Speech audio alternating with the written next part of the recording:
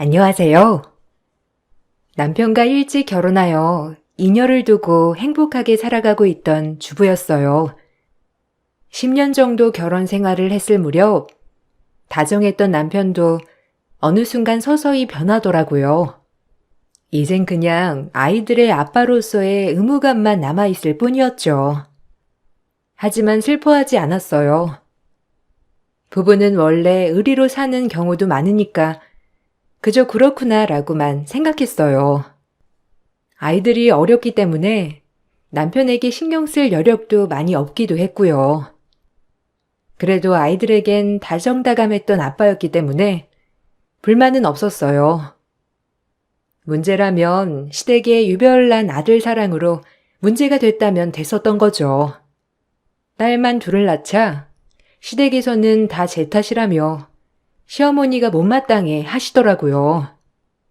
세상이 어느 시대인데 말이죠. 늘 아들을 입에 달고 사는 시어머니 때문에 고달픈 나날들이 하루 이틀이 아니었지만 남편은 저의 편이 돼주진 않더라고요. 아들 하나 늦기 전에 낳아라. 대는 이어야 할 거 아니야, 안 그래? 기호가 밖으로만 돈다고 하지 말고 아들 하나만 딱 낳아봐. 에이, 지금도 충분해요. 그리고 요새 아들, 딸이 어디 있나요? 애들이랑 나이 차이도 많이 나고 하니까 셋째는 접었어요.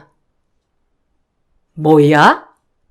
그럼 너 이 집에 시집와서 대도 안 익겠다는 거야? 그런 법은 없다, 어? 세상이 어떤 세상인데? 요즘 아무리 딸딸 한다고 하지만 아들이 최고야, 알겠어? 그러니까 무조건 이유 불문하고 하나 낳아. 그렇게 아들이 귀한 집도 아닌데 왜 하나를 못 낳는 거야? 부모 주는 몸뚱이가 약하니 아들을 품을 그릇이 안 되지. 아휴, 너희 가족을 보면 한숨이 푹푹 나온다. 어머니, 그런 말씀 마세요. 저희 딸들이 다 나중에 아들들보다 더 좋은 자식 노릇을 할 건데 뭘 그렇게 말씀을 하시는 거예요? 여자애들이 거기서 거기지. 무슨 아들 노릇을 한다는 거냐? 기호랑 합의해서 셋째 늦기 전에 낳도록 해. 알겠어? 안 그러면 이 집에서 소방 맞을 줄 알아. 여자가 시집을 왔으면 여자 구실을 딱딱하면서 살아야지. 여자애들만 둘이나, 아휴. 매번 시댁에 갈 때마다 어머님은 아들 하셨지만 남편과 전 셋째 계획이 없었기 때문에 늘 어머님 말을 그냥 흘러 들었어요. 하지만 어머님은 끈질기게 아들 타령을 하셨죠. 이제 아이들도 어느 정도 자아가 많이 형성될 때라 듣기 거북하더라고요. 전 이런 부분을 남편에게 하소연을 해보았어요. 하지만 돌아오는 대답은 남편 또한 저의 잘못으로 몰고 가더라고요. 남편은 딸들에게 이런 마음을 내비치진 않았지만 내심 아들을 가지고 싶어하는 사람이었어요. 하지만 현실적인 부분으로 셋째 계획은 접어뒀던 터라 딸만 둘 낳은 저를 원망하는 발언들을 많이 하더라고요. 정말 어이가 없는 하루하루였어요. 당신이 어머님한테 아들 소리 좀 못하게 하면 안 돼? 뭐가 그렇게 아들이 좋다고 아들 타령을 하시는지. 이제 애들도 다 커서 말귀 다 알아들어. 알아? 얼마나 상처가 되겠어. 자기가 나서서 어머님한테 말 좀 해줘.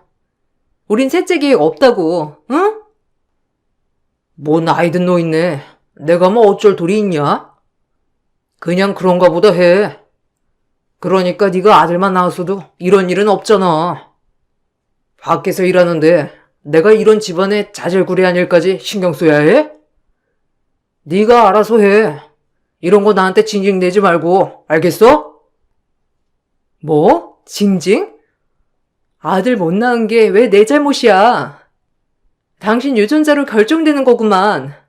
참나 기막히네. 정말 말 그따위로 할래? 우리 집이 독자 집안도 아니고 아들 하나 낳는 게 그렇게 어려운 것도 아니잖아.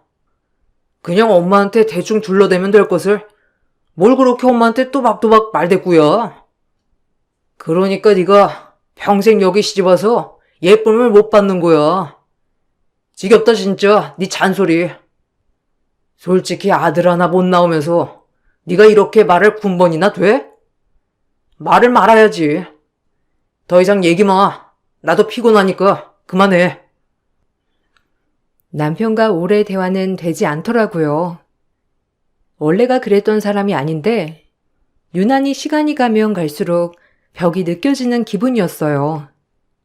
결혼 전 회사를 열심히 다녔던 저는 육아만을 하면서 자존감이 점점 떨어져만 갔죠.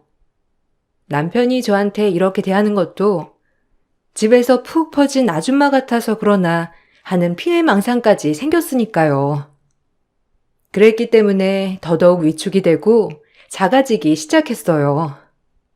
그러던 중 친한 지인으로부터 일을 해보지 않겠냐고 제의가 왔어요. 결혼 전 제가 하던 의상 디자인에 관련된 일이었습니다.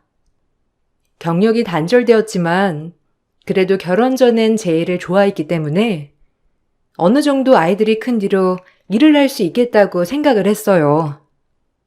요즘 집에만 있어서 걱정이 이만저만이 아니었는데 막상 이런 제안을 받게 되니 기분은 너무 좋더라고요. 아직도 내가 이렇게 사회에서 쓸모 있는 사람이구나 하는 생각이 들면서 기분이 참 좋았죠. 마음 같아선 당장이라도 출근을 하고 싶었고요. 언니, 다시 복직해서 일해보는 거 어때? 아무리 경력 단절이라도 예전 그 솜씨 어디 가겠어? 경력 디자이너 구하고 있어. 언니 포트폴리오 나 주면 내가 회사에 제출할게. 그래도 이제 애들도 컸고 다시 언니 자리 찾아가야지, 안 그래? 나야 좋은데. 그럼 내가 예전에 만들어 놓은 포트폴리오 가져다 줄게.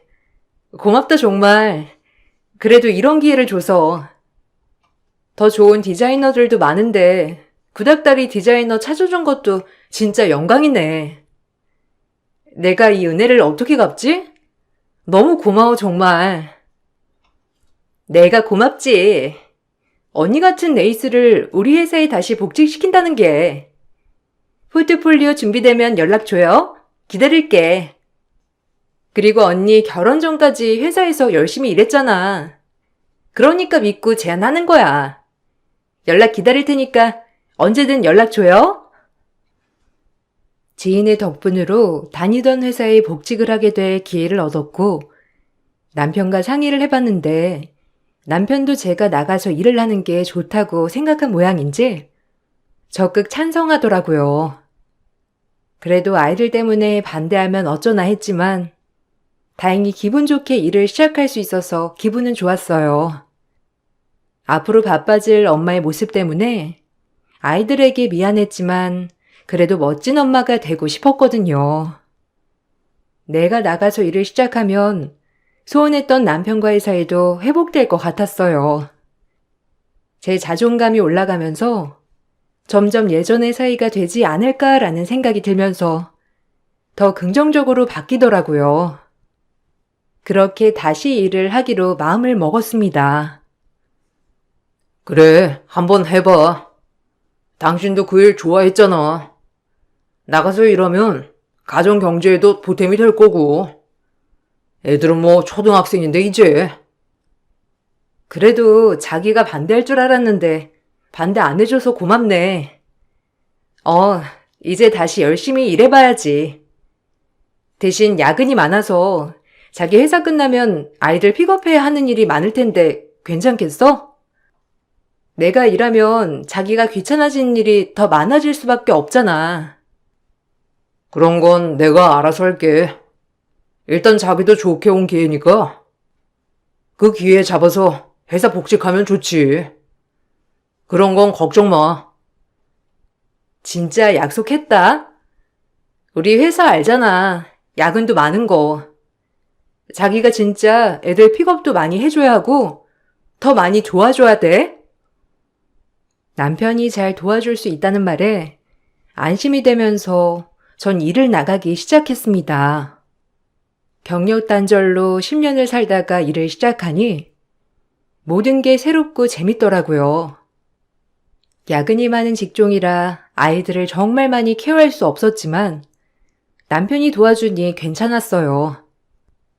남편이 가정적으로 변한 것 같아 저 역시도 남편에게 더욱더 잘해야겠다고 생각했어요. 하지만 그 생각이 무색하게 남편은 여전했고 도와준다는 말이 오래가지 못했죠. 야근을 하고 있을 무렵 학원 선생님께 전화가 오더라고요. 남편이 아이들 픽업을 가지 않았다는 얘기였어요. 그 밤에 남은 학원에서 둘이만 덩그러니 있을 생각에 부랴부랴 학원으로 달려가게 되었습니다. 아, 네. 지율이 어머니. 오늘 지율이 소율이 안 데리러 오시나 하고 전화드렸어요. 아버님은 받지도 않으시고. 네? 애들 아빠가 안 데리러 갔다고요? 아, 죄송합니다. 제가 얼른 갈게요. 아, 선생님들도 퇴근하셔야 하는데 죄송해요. 아, 네. 지금 오시면 얼마나 걸리세요? 저희도 퇴근을 해야 하긴 해서요. 그럼 어머님 기다리겠습니다. 전 부랴부랴 전화를 끊고 아이들을 데리러 갔어요. 학원에 덩그러니 남겨진 아이들을 보니 마음이 안 좋더라고요. 그리고 남편에게 아무리 전화를 걸었지만 남편은 받지 않았죠. 그날 집에 와서 아이들을 씻기고 재우는데 화가 나더라고요. 그리고 얼마의 시간이 지났을까? 남편은 새벽 1시가 다 돼서야 집에 기어 들어왔습니다. 얼마나 화가 나던지 싸우기 시작했죠. 하지만 술도 많이 먹었고 역시나 남편과는 대화가 되지 않았어요. 되려 저에게 뻔뻔하게 화를 내며 소리를 지르더라고요. 당신은 일이 있으면 있다고 말을 해야지, 나한테라도. 오늘 애들이 학원에서 얼마나 많이 기다렸는 줄 알아? 선생님 전화도 안 받고 내 전화도 안 받고 당신 뭐 하다가 지금 기어 들어온 거야? 술 냄새도 나는 것 같은데 말을 해줘야 할 거 아니야. 남자가 사회생활 하다 보면 그럴 수도 있지. 야, 그리고 무슨 대단한 일을 한다고 그렇게 신랑을 가르치듯 해? 뭐라고? 대단한 일? 당신이 하라고 했잖아. 근데 이제 와서 그렇게 말할 수 있어? 그럼 그렇지. 당신이 언젠 한 입으로 두 말 안 했어? 그래도 나 회사 복직하면 좀 달라질 줄 알았는데 당신은 여전해. 어쩜 그렇게 본인밖에 몰라? 소율이 지율이가 내 딸만이야? 아, 그만해. 아들도 못 낳는 게 꼴랑 딸들 낳아서 유세 떨고 있네. 우리 엄마가 너 마음에 안 들어하는 것도 참 알만하다. 남편은 술에 취했는지 저에게 아들도 못 낳는다며 대놓고 구박을 하더라고요. 순간 제가 무슨 말을 들었나 어안이 벙벙했어요. 그리고 일을 시작하고 얼마 되지 않아 이렇게 싸움이 번지게 되었고 이 일은 시어머니까지 알게 되셨죠. 한참을 일하고 있는데 전화가 오시더라고요. 시어머니는 막무가내로 저에게 역정을 내시며 오늘 당장 일 끝나고 시댁에 둘러가라고 말씀하셨어요. 남편은 시어머니에겐 비밀이라고는 없는 인간이었습니다. 그새 시댁에 가서 그날 있었던 일을 다 고자질을 한 것이었죠. 규호한테 다 들었어. 어쩜 넌 너밖에 모르니? 잔말 말고 이따 우리 집 좀 둘러가라. 전화로 할 얘긴 아니니까, 알겠니? 주말에 갈게요. 오늘은 좀 바쁜 일이 많아서요. 어머님이 무슨 얘기 하실지도 다 아니까 걱정 안 하셔도 돼요. 뭐야? 네 눈엔 이 시애미도 안 보이는 거야? 당장 둘러, 알겠어? 이제 돈 좀 번다고 유세 떠나본데 오늘 안 들어오기만 해봐. 어찌나 둘러가라고 소리를 지르시던지 그날 어머님 내 들렀어요. 제가 현관을 들어서자마자 어머님은 소파 쿠션을 저에게 던지더라고요.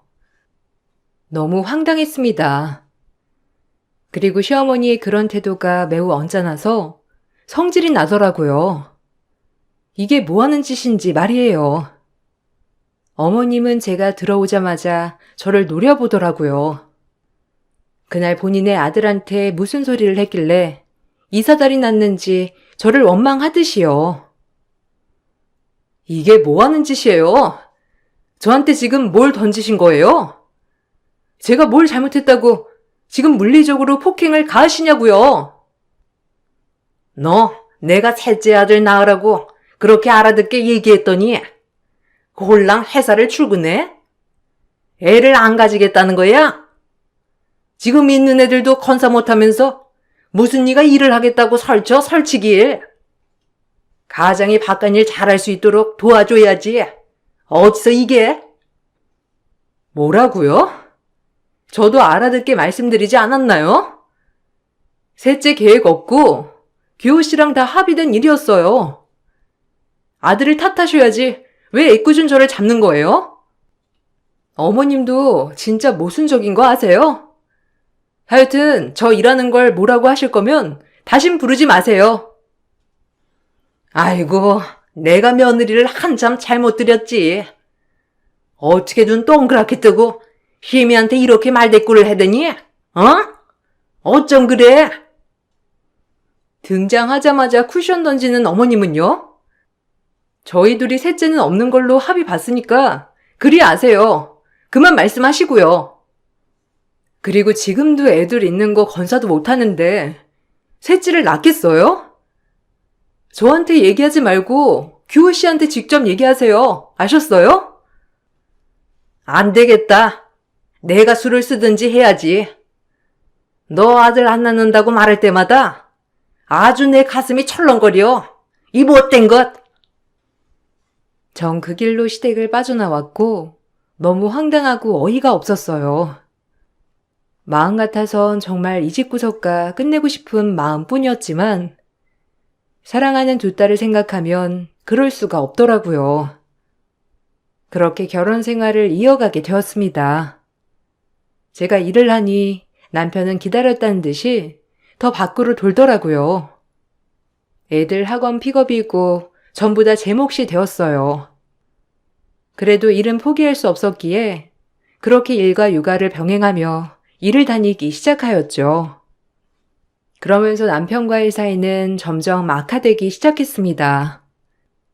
다행히도 일적인 부분에서는 확실히 하던 일이기도 하고 제가 매우 좋아하던 일이었기 때문에 복직한 지 얼마 되지 않아 인정을 받았죠. 그래도 효정 씨 복직하니까 드레스 라인이며 디자인하는 거 보면 얘 실력 죽지 않았더라고. 복직하길 잘했어. 아, 좋게 봐주시니까 너무 감사하죠. 그래도 아직까지 우왕좌왕하는 것 같은데 많이 도와주세요. 예전에 하던 일이지만 그래도 감도 많이 잃었거든요. 그래도 이번에 맡은 디자인들은 되게 특이하고 화려하네요.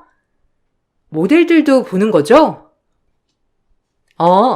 이따가 모델들 와서 입어볼 거야. 디자인이랑 사이즈만 봐서 맞춰주면 될 것 같아. 아, 맞다. 모델들 보고 놀라지 말고. 아주 이상한 모델들이 있으니까 너무 놀라지 말란 말이야. 하긴 뭐 디자인 업계에서 일하다 보면 이런저런 사람들 많이 보겠지만 의뢰한 회사에서 만드는 드레스들이 엄청 화려한 걸 원하더라고요. 전 열심히 만들기 시작했고 그날로 모델들을 보고 왜 이런 디자인들을 만들어서 쇼를 하는지 알 것 같았어요. 그리고 요구를 받은 대로 열심히 수정하며 드레스를 만들었습니다. 회사에서 인정을 받지만 집에 오면 남편과는 남보다도 못한 사이였기 때문에 제가 어떻게 해야 될지 모르겠더라고요. 이게 사는 건가? 가장 사랑하는 사람이어야 하는데 가장 미운 사람이 되어가고 있었던 거죠. 남편과 이런 관계가 힘들 때 머릿속으로 가장 많이 생각했던 게 딸들이었어요. 그래도 딸들한텐 좋은 아빠이고 좋은 엄마가 되자 이런 마음이요. 그러던 어느 주말 오랜만에 네 식구가 집에 다 같이 모여있는 날이 되었어요. 그날 공용 거실에서 남편이 핸드폰을 충전하고 있더라고요. 저도 충전을 해야 해서 남편의 휴대폰 충전기를 빼주다가 우연히 뜬 문자를 발견하게 되었어요. 뭔가 찜찜하더라고요. 의심스럽기도 하고요. 시어머니에게서 온 문자였습니다. 문자 내용은 조금 의심스러웠고요. 아들, 약속 잡았어. 조선호텔 저녁 7시니까 늦지 말고 멋지게 하고 나와야 한다. 오늘이 아주 중요한 날이야. 어미 모르게 나와 둘러대면서. 또 그것이 어디 가냐 저기 가냐 하면서 따지고 물으면 그냥 딱 잡아떼고 나와. 내용을 보아하니 미심쩍더라고요. 그리고 남편은 약속 시간이 다가오기 전 뭐가 그렇게 신이 났는지 한껏 꾸미더라고요. 전 남편의 뒤를 밟기로 마음을 먹었어요. 단 한 번도 바람에 대해서 의심을 해본 적은 없었지만 그날은 왜인지 뭘 하는가에 대해 보고 싶더라고요. 그리고 약속 시간이 되어서 남편은 역시나 잠깐 나갔다 온다며 자리를 뜨더라고요. 저 역시 남편에게 배웅을 한 뒤 남편을 따라 나섰어요. 그리고 들어선 자리, 기가 막힌 일이 일어나더라고요. 저 빼고 시댁 식구들과 모여있는 어른들, 그리고 여자. 분위기는 보아하니 상견례 자리였습니다. 제가 남편 테이블 쪽 뒤에 앉아 있었기 때문에 적나라한 그들의 대화를 들으며 알게 된 얘기였죠. 너무 어이가 없더라고요. 남편은 저와 이혼 생각을 하고 있었고 새 여자를 만나 상견례까지 진행을 시킨 거였어요. 식당 등 뒤에 앉아 얘기를 듣는데 웃음이 나더라고요. 그 자리에서 바로 깽판을 치려다 일단 모든 진행 상황을 녹화를 해두었습니다. 추후에 법적 증거물로 제출하기 위해서였죠. 모든 사실을 녹화를 하였고 우연히 상대방 여성을 보니 더 경악을 금치 못했어요. 그리고 그 길로 자리를 박차고 나와 집으로 향했습니다. 언젠간 너에게 그것이 칼날이 되어 돌아올 것이라는 생각을 하며 이를 악물고 차를 운전해 집으로 왔습니다. 사실 남편에게 그리 큰 애정이 있던 것은 아니었지만 이렇게 뒤통수를 맞게 되니 눈물은 나더라고요. 화도 많이 났고요. 그리고 아이들을 어떻게든 지켜야겠다는 생각으로 집에 도착하자마자 아이들 짐을 싸고 아이들에게 차근차근 얘기를 하였죠.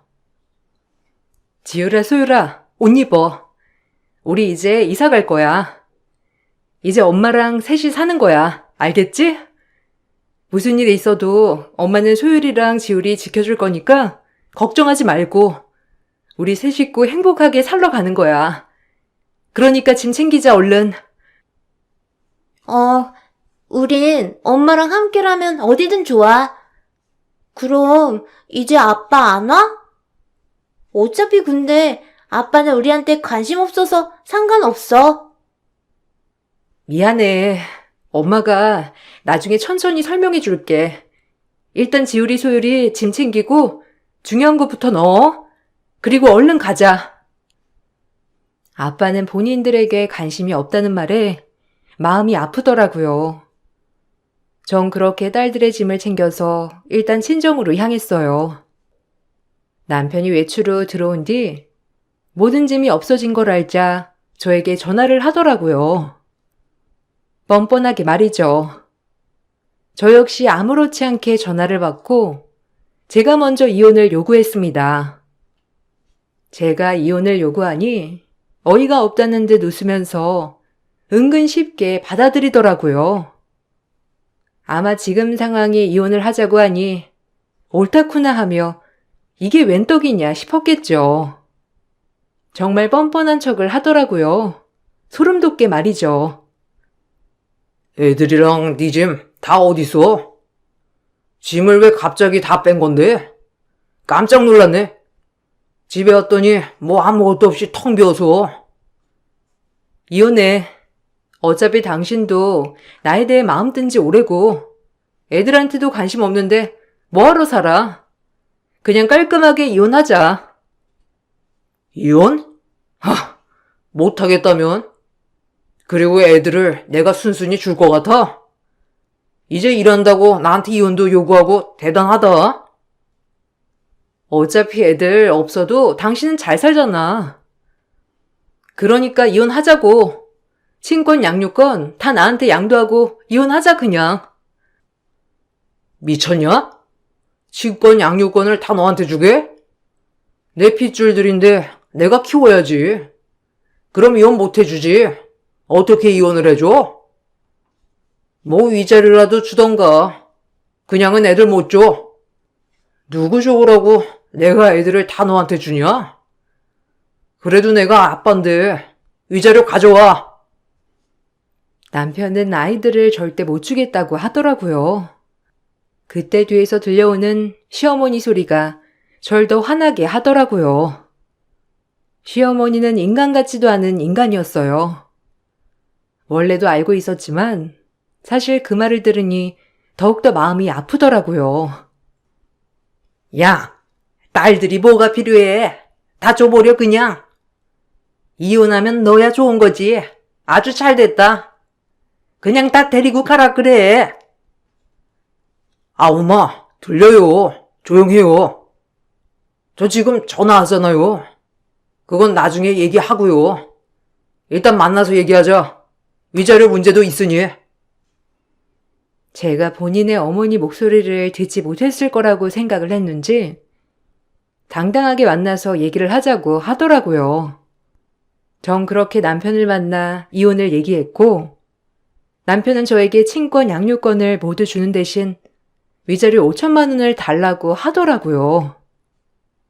상황이 바뀌어도 한참 바뀐 상황이었지만 그냥 남편과 빨리 끝을 내고 남편이 그 여자와 재혼을 하길 바라는 마음으로 더 이상 신랑이 없이 이혼을 진행하기로 했어요. 제가 너무 순순히 이혼을 해준다고 하자 남편도 놀란 눈치더라고요. 위자료? 네가 위자료를 받을 자격이나 돼? 그냥 깔끔히 모든 거 다 포기하고 이혼하자니까. 당신도 좋은 거잖아. 애들을 다 주는데 당연히 내가 이 정도는 받아야지. 안 그럼 애들 뺏을 거야. 아주 진흙탕 싸움으로 가보자고. 그래, 알겠어. 5천이면 되니? 그래, 네 연봉보다 많은 돈 받고 넌 네 딸들 버린 거야. 알겠어? 쓰레기만도 못한 놈. 남편의 말에 더 이상 말할 가치도 없다고 느껴 위자료 5천만 원을 싸주고 합의 이혼을 했습니다.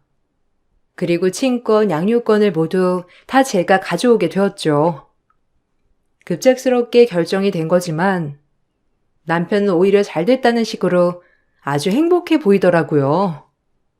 아무래도 본인은 상견례까지 한 여성이 있고 애들까지 떨어진 마당에 모든 게 홀가분하게 흘러간다는 식이었죠. 정말 우습더라고요. 그리고 이혼이 완료가 되고 법원에서 남편에게 의미심장한 말을 날려주었습니다. 남편은 휘둥그레 했고요. 새 출발 축하해. 어디 한번 잘 살아봐. 어머님 그렇게 아들 노래를 부르셨는데 이번엔 꼭 아들로 낳길 바라고. 무슨 소리야? 새 출발은 무슨? 일단 뭐 어쨌거나 너도 잘 살길 바란다. 그럼 이만. 애들 면접 날짜는 나중에 천천히 정해서 알려줘. 뭐 바쁘면 어쩔 수 없고 애들이 날 찾겠냐마는 그래도 아예 안 볼 순 없으니까. 그럼 간다. 보긴 뭘 봐. 당신한테 우리 애들 집만 될 텐데 그냥 당신 인생 알아서 살아. 이제 완전 남남처럼. 알겠지? 잘 가라. 그렇게 남편과 이혼을 하고 오히려 홀가분하더라고요. 남도 아니고 가족도 아닌 상태로 사는 것도 고역이었거든요. 그리고 전 제 딸들에게 충실하며 더 열심히 살아가도록 생각했죠. 그러던 중 남편은 이혼이 완료되자마자 그때 상견례하던 여성과 결혼을 일사천리로 진행을 시켰더라고요. 남편과 겹치는 지인이 많아서 듣게 된 소식이었어요. 너무 웃기더라고요. 뭐 빨리 진행할 줄은 알았지만 이렇게 일사천리로 일을 진행시킬 거라고는 상상도 못했죠. 정말 무시무시한 인간들이구나 생각했어요. 아니, 기호 씨, 너랑 이혼한 지 얼마나 됐다고 세장가를 가니? 참나, 이혼도 네가 하자고 한 거라며? 본인은 막 떳떳하다고 사람들한테 그렇게 말하고 다닌대. 사람 그렇게 안 봤는데 진짜 별로더라. 너 그동안 어떻게 참고 살았어, 이거사. 뭐 괜찮아. 각자 알아서 사는 거지. 나도 지금이 훨씬 행복해. 애들 때문에 열심히 살게 되는 동기부여도 되고 좋아. 그래, 너 잘 살 줄 알았어. 그 집 얼마나 아들 노래를 불렀니? 무슨 명망 있는 집도 아니고. 참나, 잘 이혼했어. 네가 아까웠지. 대기업 디자이너에 인정받아. 앞으로도 쭉 승승장구할 건데. 네가 뭐가 아쉬워서 그런 집에서 그런 취급을 받고 사니? 잘했어. 지인들은 하나같이 저를 걱정했지만 그 걱정은 오래가지 않았습니다. 결혼한 지 얼마 되지 않아 남편은 지금 재혼한 여성에게 혼인 무효 소송을 걸고 긴 싸움 중이라고 하더라고요. 시어머니도 통곡을 하시면서요. 제가 다 미래를 예측했던 터라 웃음밖에 나지 않았습니다. 사실 남편과 재혼을 한 여성은 저희 회사의 드레스 디자인을 맡기는 사업체 사장이었고 그 사장은 완전한 여자가 아닌 트랜스젠더, 즉 성전환 수술을 한 여자였던 것이죠. 저희 회사에서 제가 그 사업체에서 필요한 드레스들을 만들었기 때문에 딱 한눈에 알아볼 수 있었어요. 보자마자 얼마나 놀랐는지. 이 모든 걸 속이고 아는 사람을 통해 시어머니는 남편에게 중매를 제안했고 그렇게 상견례까지 진행되었던 것이었어요. 전 그 상견례 때 상대편 여성을 보자마자 시어머니가 아들 낳기를 얼마나 바라고 있을 건데 생물학적으로 아이를 낳을 수 없는 트랜스젠더를 며느리로 받아들일 수 있을까? 라는 생각과 지금 아무것도 모르고 있구나 라는 생각이 들면서 제가 바로 이혼을 요구했던 것이었죠. 역시 제 생각이 맞았고요. 제 생각이 맞아떨어짐과 동시에 묵은지증이 내려가는 것 같더라고요. 그 집에 가장 큰 복수를 한 것 같아 속이 다 시원했고요. 아니 어쩜 교씨 소송 중이잖아. 그 상대방 여자가 트랜스젠더인 걸 속였나 봐. 그 집도 정말 날벼락이지. 아니 네 시어머니 그렇게 아들 노래를 부르면서 결혼시키려고 한 걸 텐데 어쩐다니? 벌 받은 거지, 안 그래? 요즘 시대에. 아, 자업자득이지 뭐. 평생 그렇게 아들을 낳기를 바라봤는데 어쩐다니 그 집? 안 됐다. 재혼까지 했는데. 그러니까 그 집 지금 초상집 분위기래. 그 트랜스젠더는 정말 뻔뻔하게 속인 게 아니고 그냥 얘기 안 한 거라고 하면서 그런데. 그리고 호적까지 이미 바꾼 상태라 규호 씨네가 완전 깜빡 속은 거지. 아니 진짜 벌 받은 거 아니니? 웃겨 정말. 얼마나 고소하던지 그렇게 아들 노래를 불렀던 시어머니와 남편이 본인 와이프가 트랜스젠더에 며느리가 그렇다는 걸 알게 됐을 때 길길이 날뛰었던 걸 상상하니 눈물이 날 정도로 웃음이 나더라고요. 묵은지증이 내려가는 것 같았고요. 그로부터 며칠 후 남편에게 전화가 왔습니다. 남편은 한 채 예상도 빗나가지 않고 딱 제가 생각한 대로 얘기하더라고요. 우리 다시 합치자. 내가 생각이 너무 짧았어. 애들 못 보는 것도 힘들고. 내 핏줄인데 안 그래? 미안했어. 그동안 생각해보니까 우리가 1, 2년 산 것도 아니고 권태기였던 것 같아. 그동안 내가 미안해. 우리 다시 합치도록 하자. 어? 누가? 내가 당신이랑? 절대 못하지. 미쳤다고 내가 재결합을 해? 그럼 내가 너한테 5천만 원까지 지어가면서 이혼했겠니? 왜? 재혼한 사람이 트랜스젠더라 꽤 충격받았나 봐. 잘 어울리던데 뭐. 나 그날 다 봤어. 너네 상견례장. 얼마나 어이가 없던지. 뭐? 너 그럼 다 알고 이혼하자고 했던 거야? 아니 알면서 어떻게 말을 안 할 수가 있어? 네가 내 인생 망쳤어. 네가 내 인생을 망쳤겠지. 나랑 애들 모르게 새 출발하려고 했던 건 당신이잖아. 어머님이랑 짝짝꿍 돼서는. 왜? 잘 어울리더구만. 그래도 그 정도면 수술은 완벽하게 됐잖아? 업보라고 생각하고 살아 그냥. 애 딸린 이혼남이랑 어느 멀쩡한 여자가 재혼을 하겠니? 어? 그러니까 그냥 내가 감수해야 한다고 생각하고 받아들이란 말이야. 이 쓰레기야. 이 말을 끝으로 전 물을 끼얹고 나왔어요. 남편이 얼마나 어이없어 했는지 꼭 사진으로 남기고 싶더라고요. 남편이 이렇게 매달리고 질척거리는데 더욱더 복수 본능이 들끓어 오르더라고요. 애들 내팽개치고 5천만 원 달라고 한 남편이 생각나서 말이죠.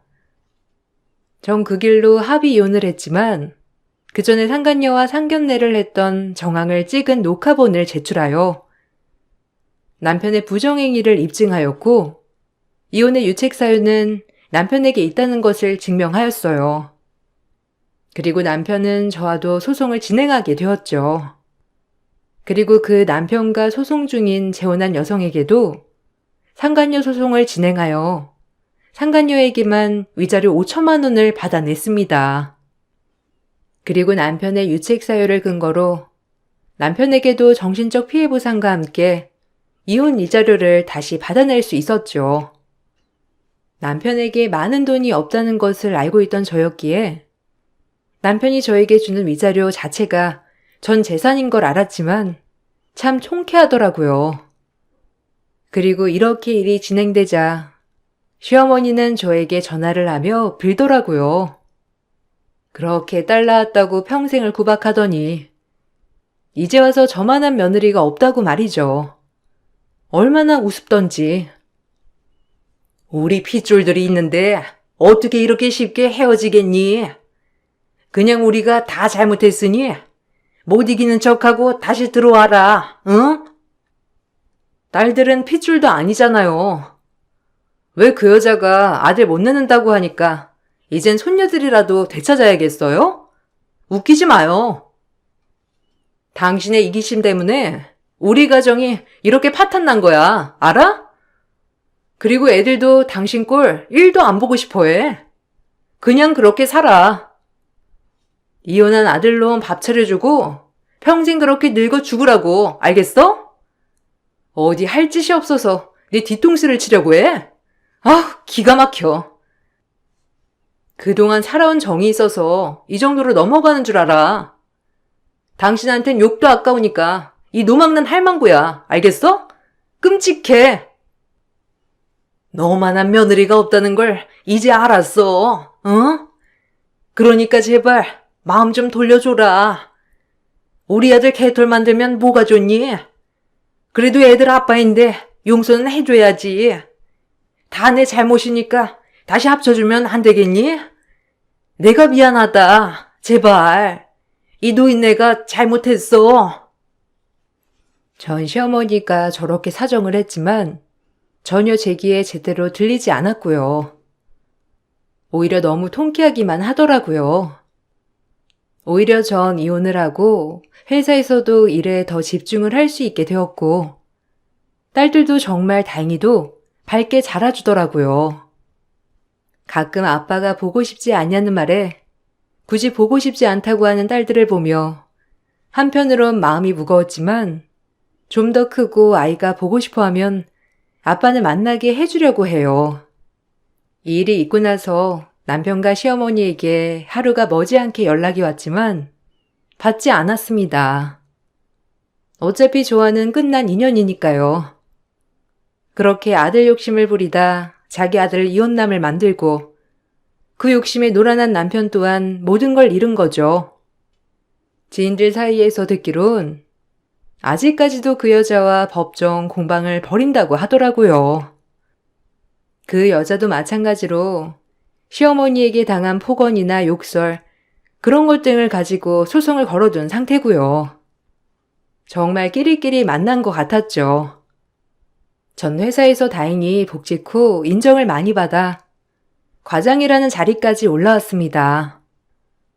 남편에게 양육비를 받긴 하지만 굳이 받지 않아도 두 아이 케어 정도는 충분히 할 수 있는 워킹맘으로 자리 잡았죠. 어떻게 보면 일도 하고 아이들 때문에 행복한 지금 이 순간이 저에게 최고 리즈 시절이 아닐까 하는 생각이 들어요.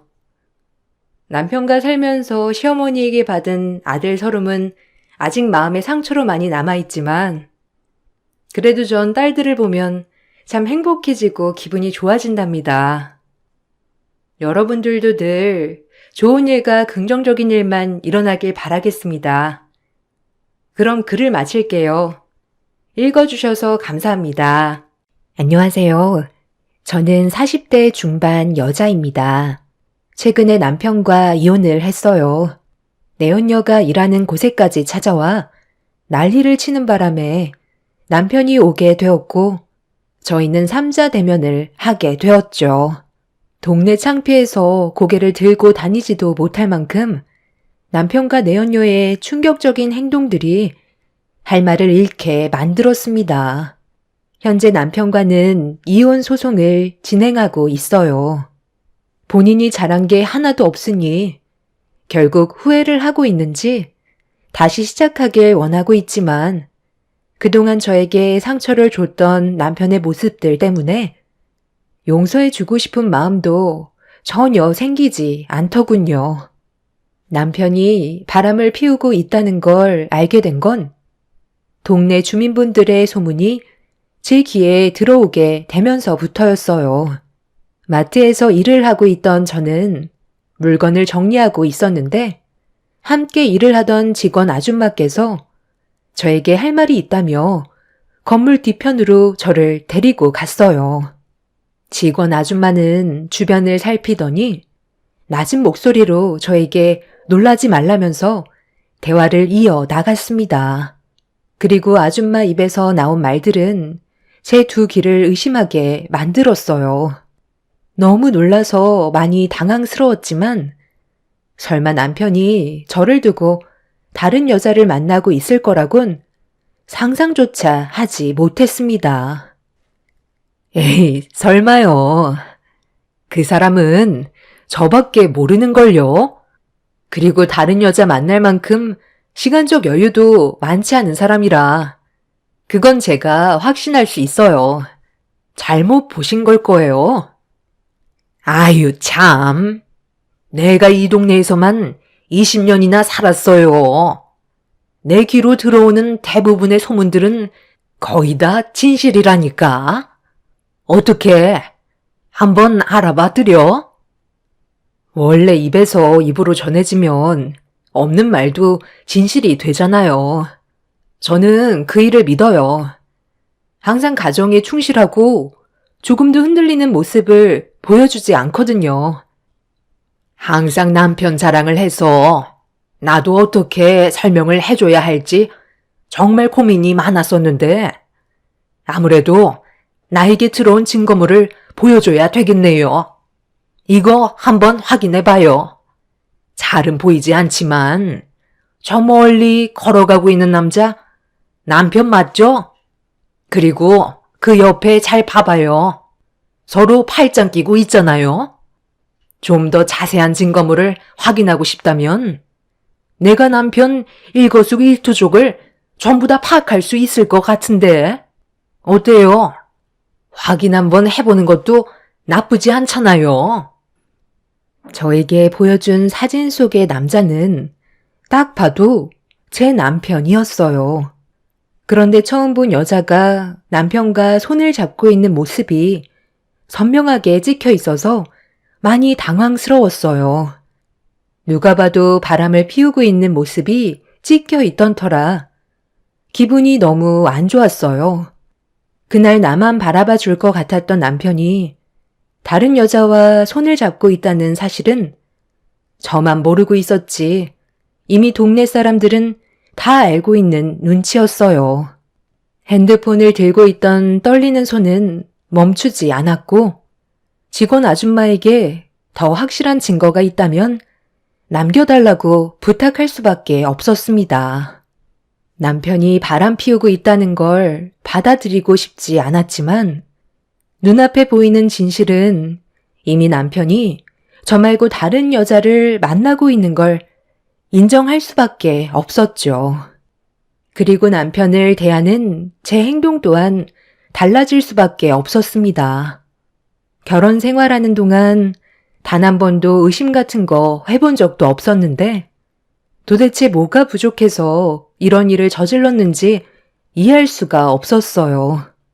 그동안 부족함 없이 잘 살아왔었고 가정을 위해 열심히 살아왔던 그 사람이 왜 가정을 깨면서까지 다른 여자를 만나는지 도저히 받아들이기가 힘들었습니다. 남편이 바람 피우고 있다는 사실을 알게 된 그날, 저녁에 가족들과 함께 저녁 식사를 하기 위해 한자리에 모여 앉아 있었는데 남편은 평소와 다름없이 자식들을 챙겨주며 즐거운 대화를 이어나가고 있었습니다. 저만 속이 타들어가고 있었지만 최대한 내색하지 않고 평소처럼 행동하려고 표정 관리에 신경 쓰며 마트에 있었던 일에 대해서는 당분간 머릿속에서 지워버리려고 애쓰며 지내왔어요. 그렇게 며칠 뒤 직원 아줌마는 저를 따로 불렀고 또다시 주변을 살피시더니 저에게 USB 파일 하나를 건네 주었습니다. 밤에 가족들 몰래 봐야 한다면서 보기 전에 마음 단단히 먹어야 한다고 신신당부하셨어요. 그리고 퇴근 후 모든 일과를 마친 뒤 가족들이 깊은 잠에 빠진 사이 저는 노트북을 들고 몰래 거실로 나와 USB에 있던 파일을 확인하게 되었고 폴더를 열어 안의 내용물을 두 눈으로 보는 순간 입을 다물지 못할 정도로 온몸에 소름이 돋고 말았어요. 남편이 30대로 보이는 젊은 여자와 여기저기 돌아다니면서 데이트를 즐기고 있는 모습들이 동네 사람들의 눈에 적발이 되었고 누가 봐도 내 언니와 남편은 연인 사이로 보이고 있었습니다. 한순간의 잘못된 선택이 가정을 위태롭게 만들고 아이들한테도 엄청난 충격으로 다가올 수 있다는 걸 남편도 모르는 건 아닐 텐데 왜 위험을 감수하면서까지 다른 여자를 만났는지 이해할 수가 없었습니다. 제가 그동안 남편을 너무 믿었다는 게 문제였어요. 자동차 딜러로 영업을 하고 있는 남편이 고객들을 상대하느라 하루가 모자랄 만큼 시간이 많지 않다고 생각했었는데 남편은 이걸 이용해 내연녀와 바람을 피고 있던 거였죠. 저에게는 항상 바쁜 모습을 보여주고 있던 남편이었기에 영업직은 시간이 없다고 알고 있었지만 반대로 시간이 자유롭다는 건 파악하지 못하고 있었죠. 정말 뒤통수를 제대로 맞은 느낌이었어요. 가족들 앞에서는 최고의 남편이자 아빠인 것처럼 행동하더니 뒤에서 호박씨를 까고 있다는 걸 알게 된 순간 어떻게 해야 할지 머릿속이 너무 혼란스러웠어요. 저에게는 일어나지 않을 거라고 생각했던 일들이 눈앞에 펼쳐져 있었고 남편이 그동안 저에게 가면을 쓰고 있었다는 사실이 밝혀지는 순간 절대로 용서해 주고 싶지 않았습니다. 그리고 저는 남편 몰래 증거물을 계속해서 수집하고 있었고, 마음의 준비가 어느 정도 되었을 때 남편과 단판을 지으려 했었는데, 어느 날 마트에 한 여자가 찾아왔어요. 그 여자는 저 몰래 남편과 바람을 피우고 있었던 내연녀였습니다. 당장이라도 머리채 잡힐 수도 있다는 사실을 모르고 있는 건지 저를 찾아왔다는 말에 직접 얼굴을 보게 되었고, 당돌한 내연녀는 제 얼굴을 보자마자 남편과 이혼하라는 어이없는 말을 늘어 놓았어요. 그 사람 마음에는 더 이상 제가 들어갈 수 있는 공간이 없다면서 편하게 좀 만나기 위해 하루라도 빨리 이혼을 해주길 원하고 있었어요.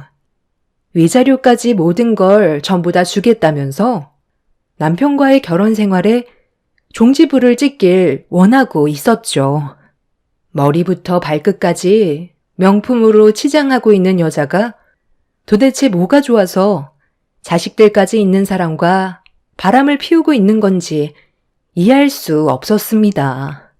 저는 아무 말 없이 내연녀를 바라만 보고 있자 저에게 가까이 다가오더니 면상을 들이밀며 위아래로 훑어보기 시작했어요. 내 말 안 들려? 승만 씨랑 이제 그만 정리하라니까. 내가 내연녀인 거 알면서 계속 결혼 생활 유지하시게? 동네에서 바람 피우고 있다는 거 나한테까지 소문이 퍼져 있는 상태인데 그쪽 귀에도 들어갔을 거 아니야? 그런데 어떻게 된 게? 아무렇지도 않은 모습을 하고 있는 거지? 내연녀가 앞에 있는데 한바탕 난리라도 쳐야 되는 거 아니야? 당장 머리채라도 답던지 아니면 무슨 말이라도 해보라고. 왜 멀뚱히 쳐다만 보고 있는 건데? 계속 이 꼴을 보고 있을 거야? 이혼을 하든 안 하든 그건 내 자유야. 네가 이래라 저래라 할 필요가 없는 거라고. 판단은 내가 알아서 해. 아무리 내가 이성을 잃었어도 내 손을 더럽히고 싶지는 않아. 나는 너처럼 저급한 여자가 아니거든. 그래서 유부남인 그 사람이랑 즐기면서 생활하니까 세상을 다 가진 것처럼 행복하니? 너는 그냥 때를 기다려. 일 처리는 내가 알아서 해. 참 인생 피곤하게 산다. 사지 멀쩡해서 가정에 있는 남자를 건드리기나 하고 그렇게 보는 눈이 없어서 앞으로 어떻게 살아가려고 그래? 너무 조급하게 생각하지 마. 어차피 시간 지나면 자연스럽게 모든 게 해결이 될 테고 너한테도 상간소송으로 위자료 청구할 거니까 이왕 참은 거 조금만 더 기다려봐. 나는 아직 시작도 안 했는데 끝은 봐야 할 거 아니야. 온 김에 장이라도 좀 보고 가던지. 요즘 마트 매출이 좋지 않거든. 마트 조끼나 입고 시간당 최저 시급받으면서 물건 정리나 하는 주제에 지금 내 앞에서 잘난 척 하는 거야? 나한테 꿀리지 않으려고 발버둥 쳐봤자 소용없어. 어차피 그쪽은 애둘 딸린 유부녀고 나는 아직까지 결혼도 하지 않고 몸매도 탄탄한 처녀야. 돈으로도 살 수 없는 몸매를 가지고 있다고. 여자는 애를 낳는 순간 여자가 아니라 아줌마가 되는 거라고. 그러니 그 사람이 그쪽을 여자로 안 보고 그냥 가족으로만 보는 거야. 오늘은 경고만 하는 거니까 최대한 빨리 그 사람과 이혼을 선택하는 게 좋을 거야. 나 성격이 그렇게 온순한 편은 아니거든. 쓸데없이 내 심기 건들지 말고 당장 이혼 절차 밟고 끝내야 할 거야. 저한테 무릎 꿇고 용서를 구해도 모자랄 판에 내연녀는 오히려 저에게 목소리를 높이면서 남편과 이혼을 하라며 화를 내고 있었어요. 너무 어이가 없어서 많은 사람들의 구경거리가 될 수 있는 마트에서 머리채 잡고 한바탕 하겠냐는 말과 함께 분노한 눈빛으로 내연녀를 바라보자 본인도 문제를 크게 만들고 싶진 않았는지 최대한 빨리 정리해달라며 자리를 벗어났습니다. 내연녀가 마트에 들어온 이후 소문은 삽시간에 퍼지게 되었고 제가 아무것도 하지 않아도 남편의 귀에까지 들어가게 되었죠. 아무렇지도 않은 척 평소처럼 행동하고 있는 저에게 눈치 보면서 조심스럽게 말을 꺼냈고 아이들 앞에서 일을 크게 만들고 싶지 않아 나중에 다시 얘기하자면서 상황을 피했어요. 아무것도 모르고 있는 아이들한테 상처를 주고 싶지 않았습니다. 그렇게 늦은 저녁이 되어서야 남편과 단둘이 대화할 수 있는 시간이 만들어질 수 있었고 저는 그동안 동네 분들의 도움으로 받은 증거물들을 남편한테 내밀었어요. 예상했던 대로 변명을 하고 있었죠. 당신이 보고 들은 건 전부 다 오해야. 그냥 고객 중 한 분인데 최근에 여러 가지로 힘든 일들이 있어서 아주 잠깐 위로를 해준 것밖엔 없었다고. 내가 그동안 당신한테 했던 걸 보면 몰라? 나는 지금의 가정을 깨고 싶지 않을 만큼 당신이랑 애들이 전부인 사람이야.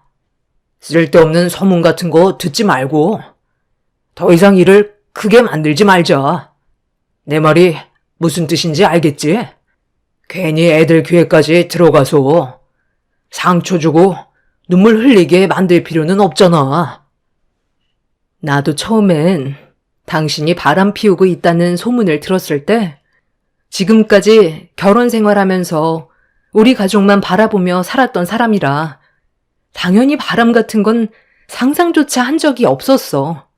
그래, 당신 말대로 여기 있는 증거 사진들 전부 다 오해라고 치자. 그럼 이건 어떻게 설명할 건데? 이것도 아니라고 발뺌할 수 있겠어? 저는 혹시 모를 일을 대비해 내연녀가 마트로 쳐들어왔을 때 나눴던 대화 녹음 파일을 들려주었어요.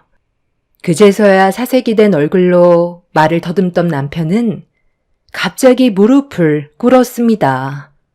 아주 잠깐 호기심에 만났던 것뿐이라면서 오로지 저와 아이들밖에 없다며 지금의 가정이 무너지는 걸 원하지 않는다며 용서를 구했어요. 우리는 한순간에 무너져 내렸던 게 아니야. 그동안 당신이 행동을 똑바로 하지 못했기 때문에 벌어진 일이라고. 거대한 댐이 무너지는 것도 작은 균열에서부터 시작되는 거거든.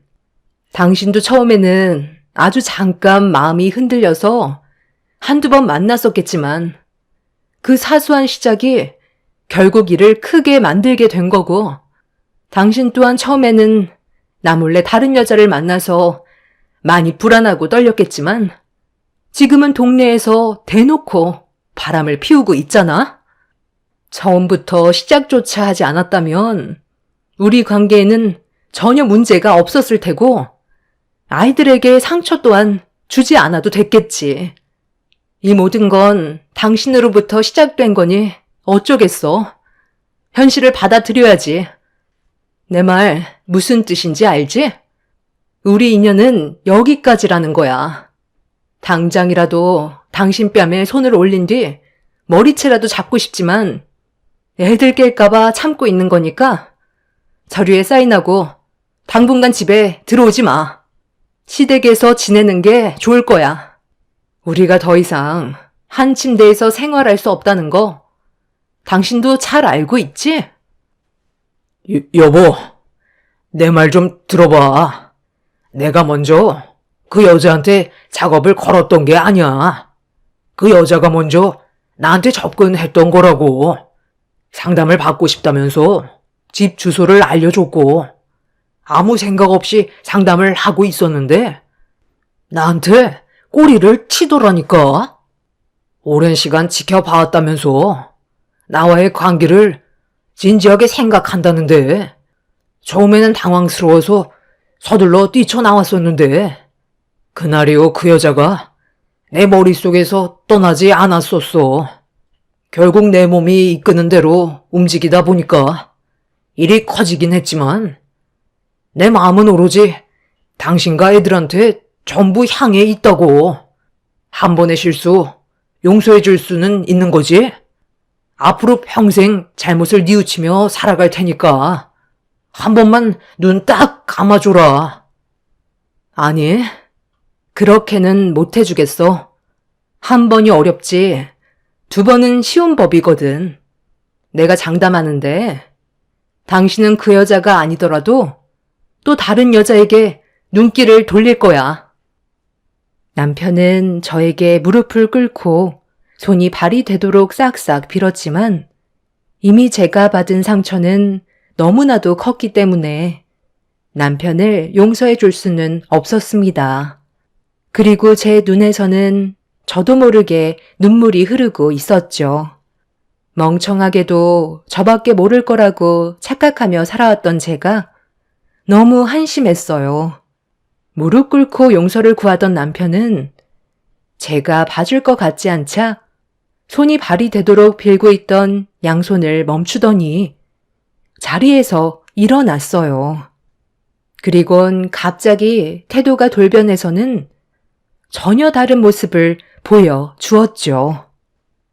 이렇게까지 했으면 그냥 한번 봐줄 수도 있는 건데 나한테 너무 매정한 거 아니야? 나도 이렇게까지 될 줄 몰랐는데 사람 마음이라는 게 내가 하고 싶은 대로 되지 않더라고. 그 여자한테 한번 꽂히게 되니까 헤어나오질 못하겠더라. 그래서 지금까지 계속 만나왔던 거고 굳이 동네에서 바람을 피웠던 건 당신 귀에 들어가게 하려고 그랬던 거야. 들키지 않고 만날 거였으면 내가 왜 동네에서 바람을 피우고 있었겠어? 다른 지역에서 몰래 만났겠지.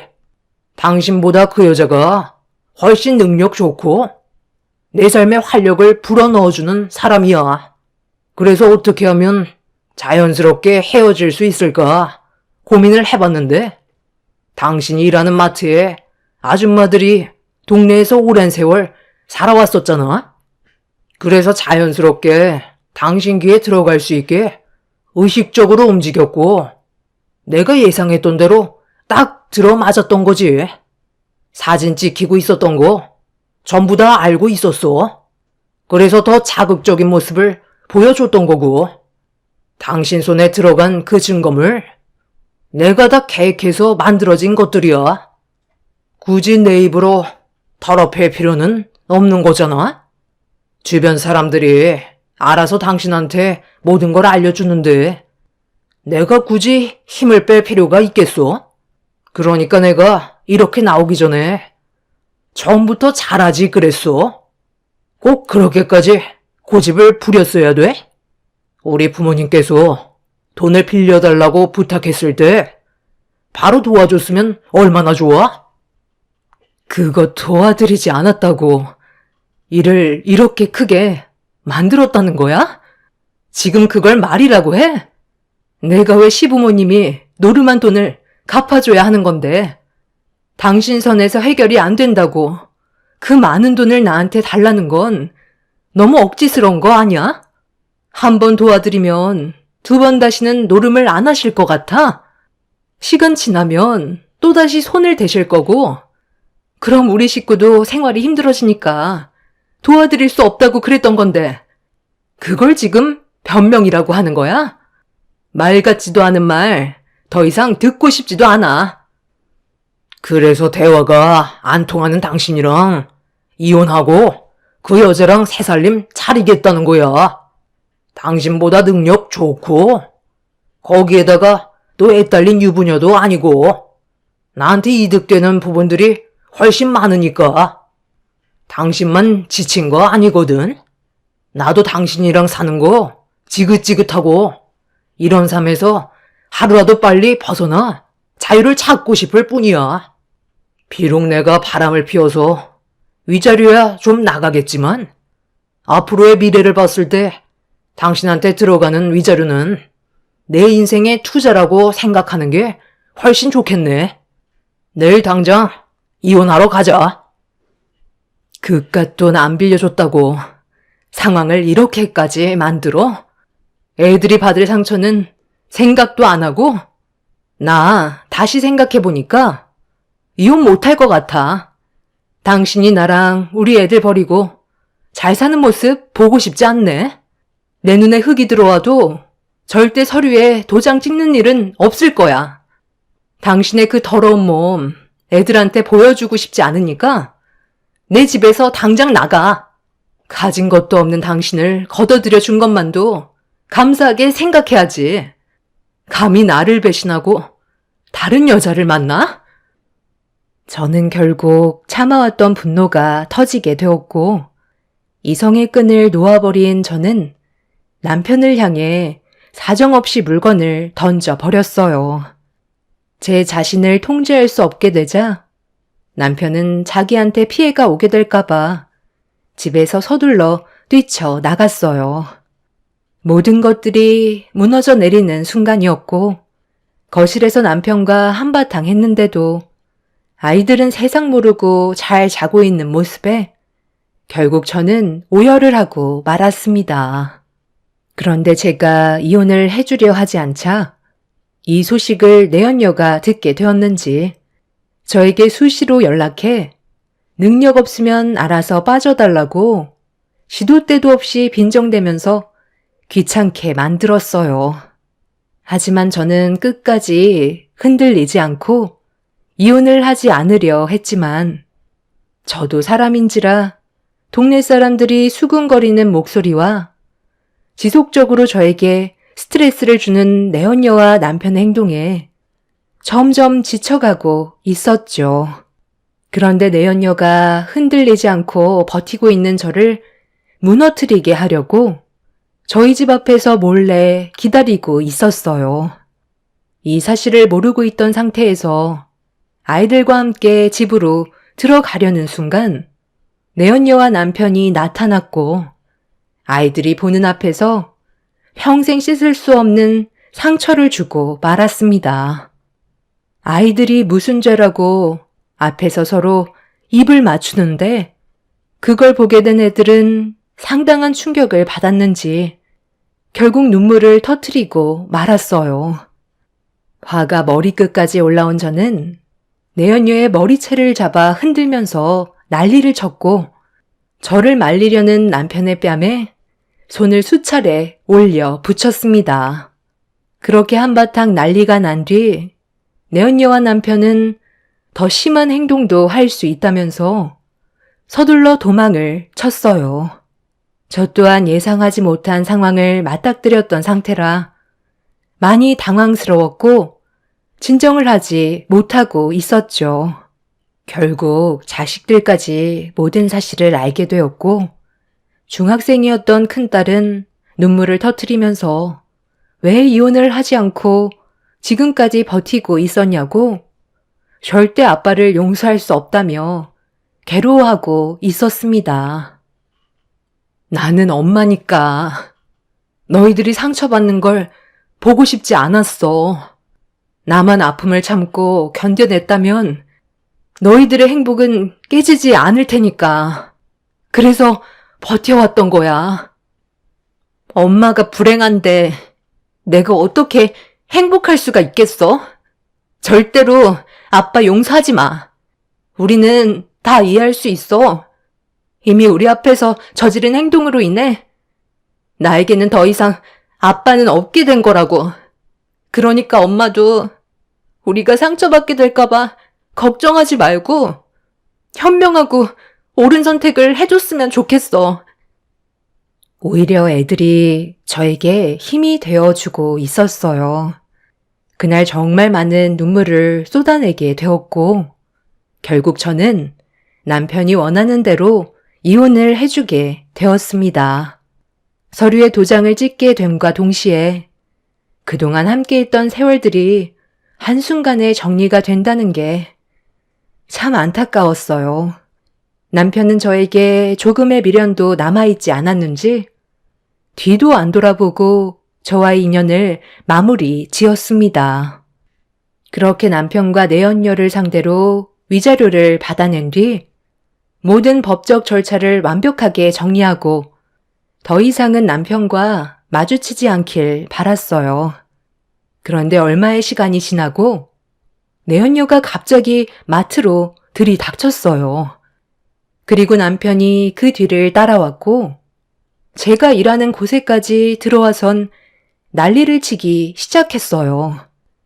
저는 남편과 내연녀에게 뭐 하는 짓이냐고 화를 내자 내연녀는 저에게 충격적인 말과 함께 남편을 뿌리치고 있었죠. 도대체 무슨 이유 때문에 나랑 헤어지겠다는 건데?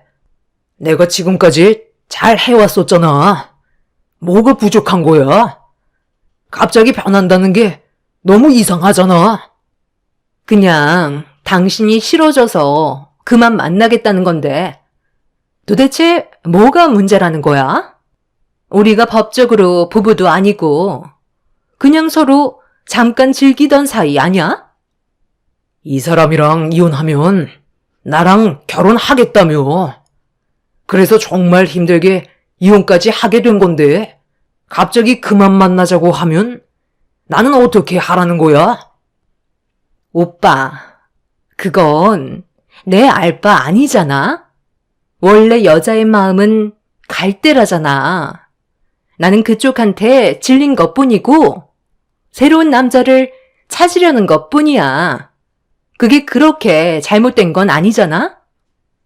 내 앞에서 지금 뭐 하는 짓들이야? 그런 대화를 왜 여기에서 하는 건데? 당장 마트에서 안 나가? 한창 손님들 올 시간에 영업 방해까지 하는 거야? 저기요. 그쪽 남편이니까 다시 데려가든지 말든지 알아서 하세요. 내 역할은 여기까지니까. 우리 두 번 다시 볼 일은 없을 것 같네. 사람 겉모습에 속지 말고 앞으로 애들이랑 잘 좀 살아요. 엄마가 독해져야 아이들이 잘 커갈 수 있는 거라고요. 다른 건 다 모르겠고 그쪽이 친구 하나는 정말 잘 둔 것 같아. 그건 부럽네요. 선영아, 오빠랑 새롭게 시작하기로 했잖아. 그리고 우리 집안 빚도 갚아준다며. 제발 날 버리고 가지 마. 너까지 내 곁을 떠나면 나는 이제 혼자가 된다고. 전 남편은 내연녀가 가지 못하게 끌어안았고 내연녀는 알 수 없는 말을 저에게 남긴 채 전 남편의 뺨에 수차례 손을 올린 뒤 전 남편에게 벗어나려고 발버둥 치고 있었어요. 그런데 제 앞으로 갑자기 나타난 친구가 전 남편의 얼굴에 주먹을 올렸고 내연녀와 눈빛을 교환하더니 마트를 빠져나가 급하게 사라져 버렸습니다. 저에게 고개를 돌린 친구는 제가 다친 곳은 없는지 물어보며 몸을 살피고 있는데 갑자기 나타난 친구를 보는 순간 좀 전에 내연녀의 말이 떠올랐어요. 뭐가 어떻게 된 거야? 태진아, 너 저 여자랑 서로 아는 사이 같던데 아까 저 여자가 나한테 친구 하나 잘 둔 덕에 내 인생을 구했다던데 그게 다 무슨 말이야? 이거 내가 다 계획한 거야. 네가 저 나쁜 놈이랑 갈라서게 하려고. 처음부터 내가 전부 다 계획한 거라고. 너는 그동안 모르고 있었겠지만 나는 저놈이 어떤 놈인지 전부 다 알고 있었어. 부동산 일을 하고 있는 내가 고객들과 집을 보러 다니고 있는데 저놈이 너 몰래 시도 때도 없이 이 여자 저 여자 만나면서 몸을 굴리는데 너는 가정을 위해 마트 쫓기 있고 열심히 살아가고 있잖아. 누가 너를 마트 사장으로 알겠어? 최저 시급받는 직원으로 알고 있겠지.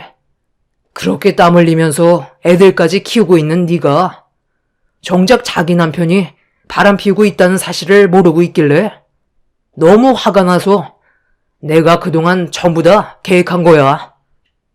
마트 직원 아줌마한테 사진 준 것도 나고 소문 퍼뜨린 것도 전부 나야. 그리고 네가 내연녀라고 생각했던 그 여자도, 그리고 그 상간녀한테 찾아가 네 남편의 실체를 까발리니까 역으로 복수하고 싶다는 말을 하더라.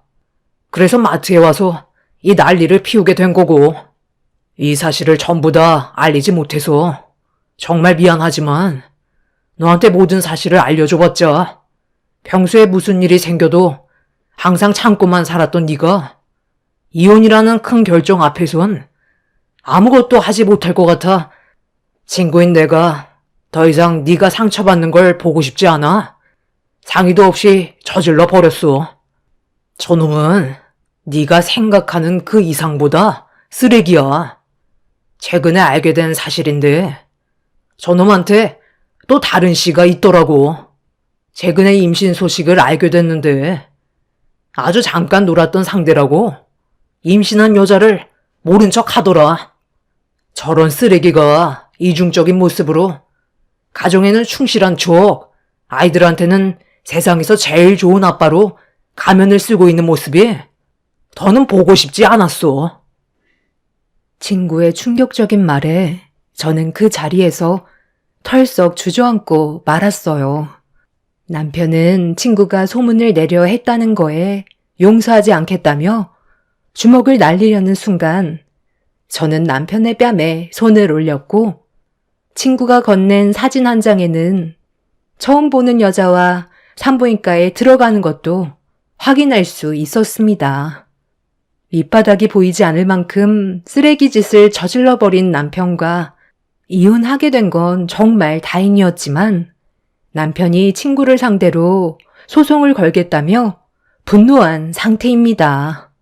지금의 상황을 어떻게 받아들여야 할까요? 남편은 제 친구에게 저를 좋아하고 있냐고 저 몰래 둘이 만나고 다니는 거 아니냐며 쓸데없는 말을 늘어놓고 상황을 복잡하게 만들려는 계획을 가지고 있어요. 앞으로 제가 어떻게 처신을 해야만 될까요?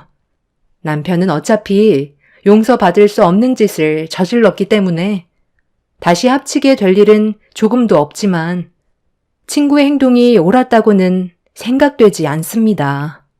도와준 건 고마운 일이긴 하지만 저 때문에 피해가 가게 될까봐 그게 걱정입니다. 여러분들께서 저에게 많은 의견을 주셨으면 좋겠어요.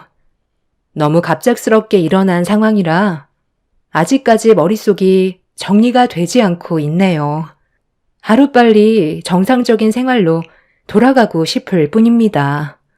제 사연 들어주신 분들 감사합니다. 안녕하세요. 저는 나이 68세로 현재 요양원에서 요양자분들의 도움을 받으며 1년 정도 지내게 되었는데요. 만약 여러분들이 이 사연을 보고 계신다면 아마 저는 요양원에서 나와 다른 곳에서 정착해 살고 있을 것 같네요. 늦은 나이에 새로운 삶을 살아간다는 게 쉬운 건 아니지만 그래도 도움을 받을 수 있다면 그렇게 하는 게 좋을 것 같다는 판단에 1년의 고민 끝에 요양원에서 나오게 되었습니다.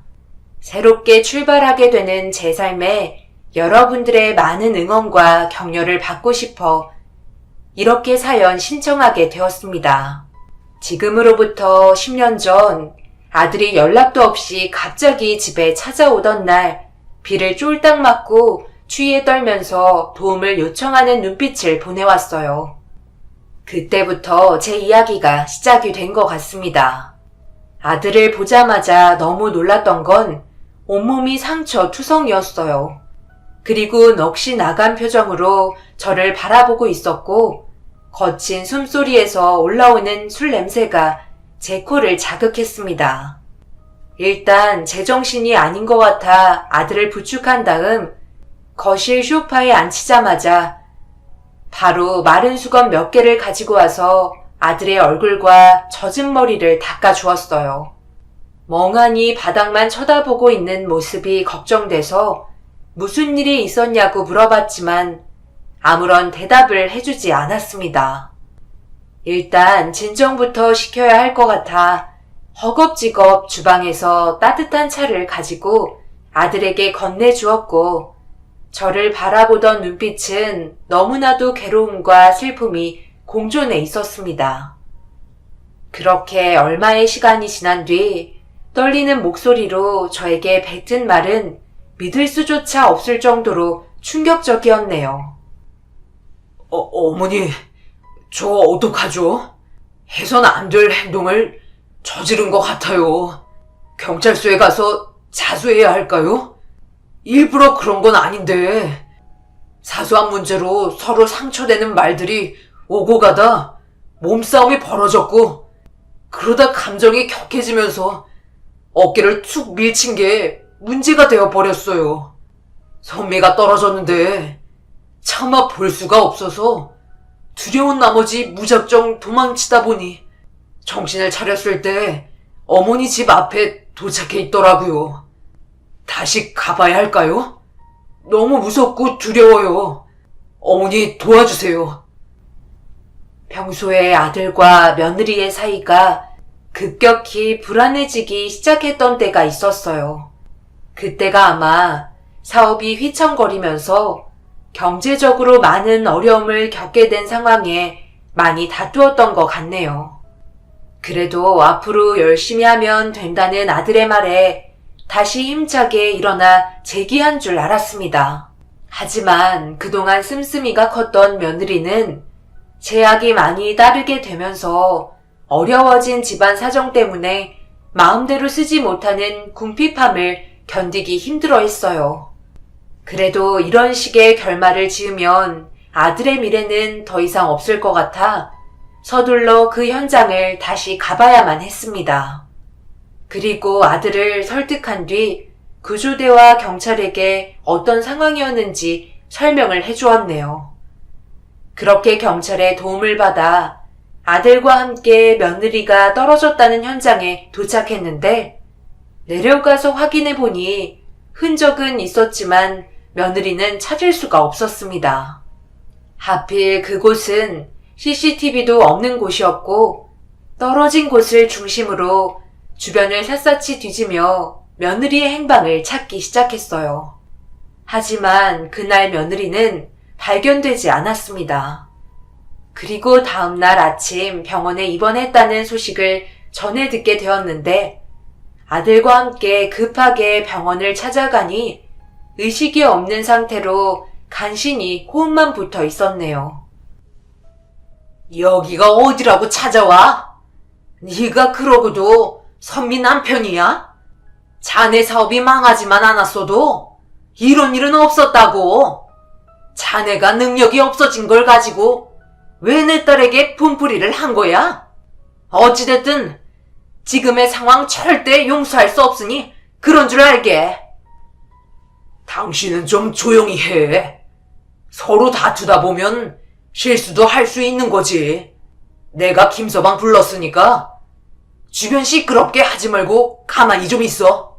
김서방, 내가 하나만 물어보겠네. 내 딸을 정말 일부러 그런 건가? 단순 사고였던 거지? 장인어른, 정말 실수였습니다. 제가 선미한테 그런 행동을 하겠어요? 저 때문에 많이 힘들어해서 불만을 표하다가 서로 잠시 감정이 올라온 것뿐이었고 살짝 어깨를 밀쳤는데 장인어른도 어제 비가 많이 왔다는 걸 아시잖아요. 미끄러지면서 떨어지게 된 거예요. 정말 실수였어요. 그렇게 될 거라곤 전혀 생각하지 못했다고요. 용서해 주세요. 그래, 용서는 해줄 수 있네. 그런데 자신의 잘못인 걸 알면서 자네 때문에 이런 문제가 발생되었다는 걸 인정하고 있는데 왜 떨어진 선미를 놔두고 도망친 겐가?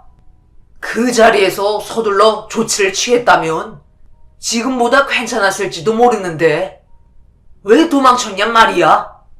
정말 내 딸이 이 세상을 떠났으면 좋겠다고 생각한 거야? 실수였다며? 그럼 바로 잡았어야지. 정말 죄송합니다. 그 순간 너무 무서워서 그랬어요.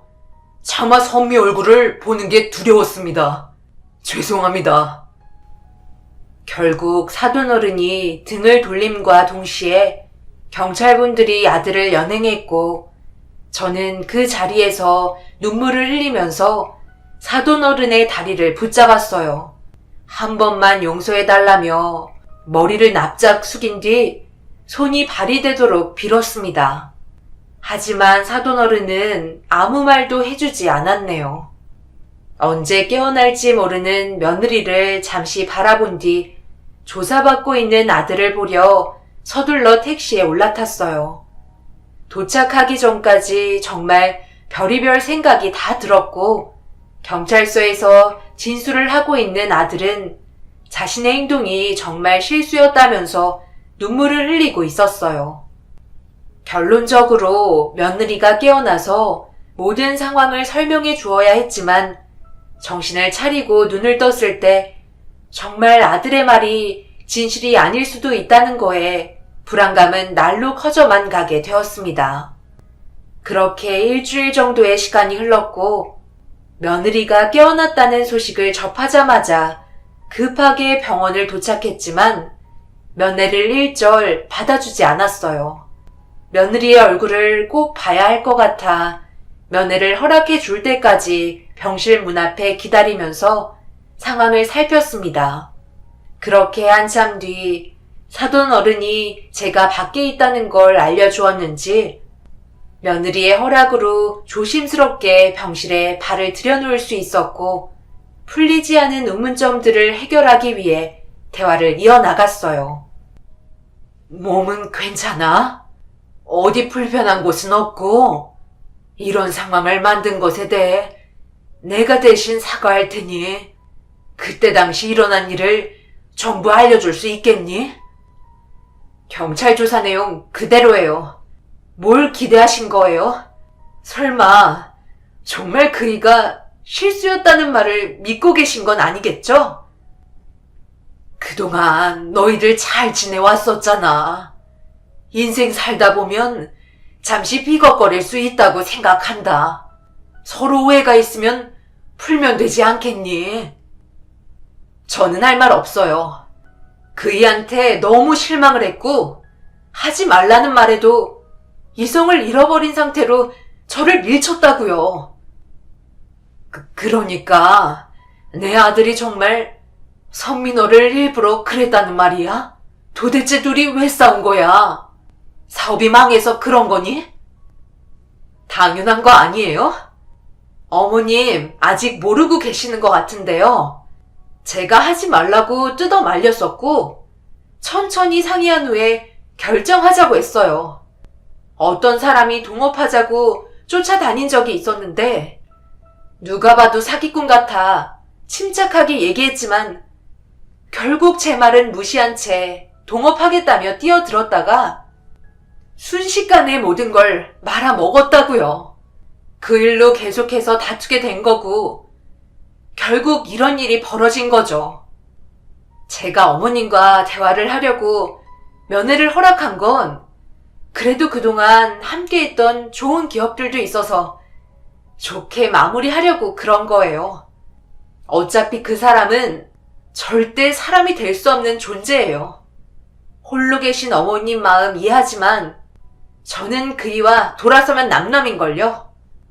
아직 나타나지 않은 알 수 없는 누군가 저를 구해줬다는 것만 알고 있지만 그동안 함께했던 남편은 아무 소용없다는 걸 확실하게 느낄 수 있었어요. 저를 두고 도망쳤다면서요. 그래서 저도 그 일을 용서해주고 싶지 않아요. 법적인 처벌은 피할 수 없을 것 같네요. 이 말 전해드리고 싶어 면회 허락한 거예요. 제가 할 말은 끝났으니 이제 그만 돌아가 주셨으면 좋겠어요. 그리고 2번 다시 병원에 찾아오지 마세요. 변하는 건 아무것도 없으니까요. 결국 며느리가 깨어나면서 아들이 저지른 행동들이 실수가 아닌 고의적인 사고로 결론이 지어졌고 아들도 모든 걸 인정하게 되었습니다. 그리고 5년의 형을 받게 되면서 며느리와의 이혼을 끝으로 더 이상의 인연을 만들지 않았습니다. 그렇게 수감 생활을 하게 된 아들이 잘 지내고 있는지 엄마로서 걱정되는 마음에 몇 번이나 얼굴을 보려 면회를 신청했지만 5년이란 시간 동안 아들의 얼굴은 볼 수가 없었어요. 아무래도 자신이 한 잘못들 때문에 차마 저와 마주할 수 없었던 것 같았어요. 출소할 때까지 기다릴 수밖에 없었네요. 그리고 5년이라는 시간 동안 많은 부분들의 변화가 찾아왔어요. 일단 기본적으로 기존에 살고 있던 집을 처분하고 그 돈으로 아들의 빚을 어느 정도 메꾼 다음 늦은 나이에 할 수 있는 일이 마땅히 없어 동네 분들 도움을 받아 식당 주방에서 설거지하면서 하루하루 입에 풀칠을 해왔습니다. 버는 돈은 전부 아들의 빚 갚는 데 들어가게 되었어요. 아들이 출소할 때 조금이나마 숨을 쉴 수 있을 정도는 만들어주고 싶었습니다. 그렇게 버티다 보니 어느새 아들의 출소 날이 일주일 앞으로 다가오게 되었고 잘 지내고 있었는지 걱정되는 마음에 잠이 잘 오지도 않았었어요. 그런데 출소 전날 예상하지 못한 일이 벌어지게 되면서 사고가 나게 되었고 정신을 차려보니 병원에 입원을 한 상태였어요. 식당 일을 마치고 서둘러 집으로 걸음을 재촉하는데 횡단보도를 건너는 순간 음주운전 차량이 저를 늦게 발견하면서 교통사고가 나게 되었던 거였고 그로 인해 다리에 장애를 입게 되는 불상사가 생기고 말았네요.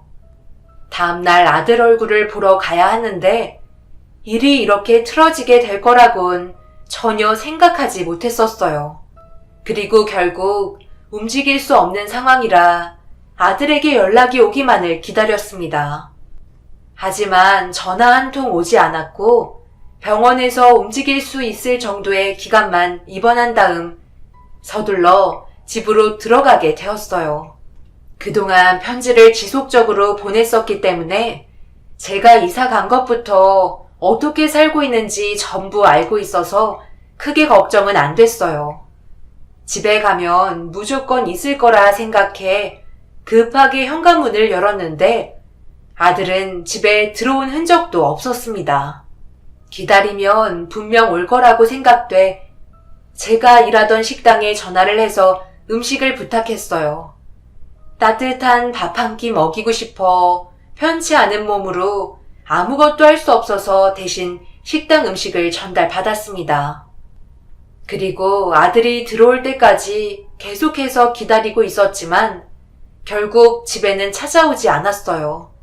출소한 아들이 걱정이 돼서 잠 한숨 못 자고 밤을 꼴딱 새웠는데 갑자기 현관 비밀번호를 누르는 소리가 들렸고 현관문을 열며 들어와 저와 눈이 마주치게 된 사람은 다름 아닌 5년 만에 처음 얼굴 보게 된 아들이었습니다.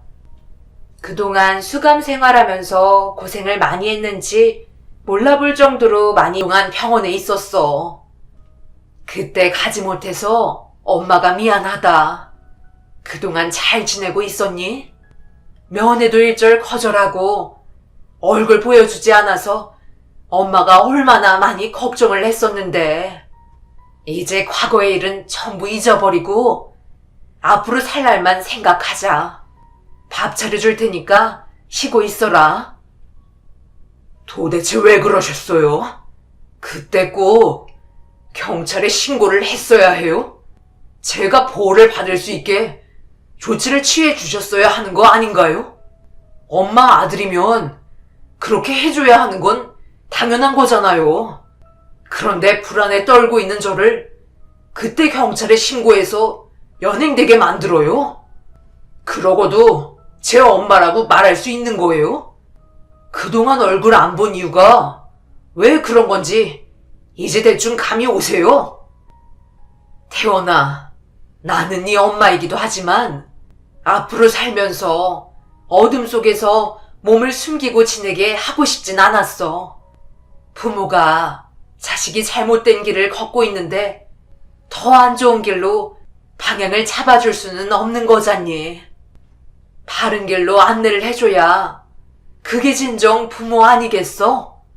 그리고 그때 당시 실수였다며. 그럼 충분히 바로잡을 수 있는 거라 생각했었어. 하지만 태원이 네가 엄마한테 거짓말을 하는 바람에 생각했던 방향으로 흘러갈 수가 없었단다.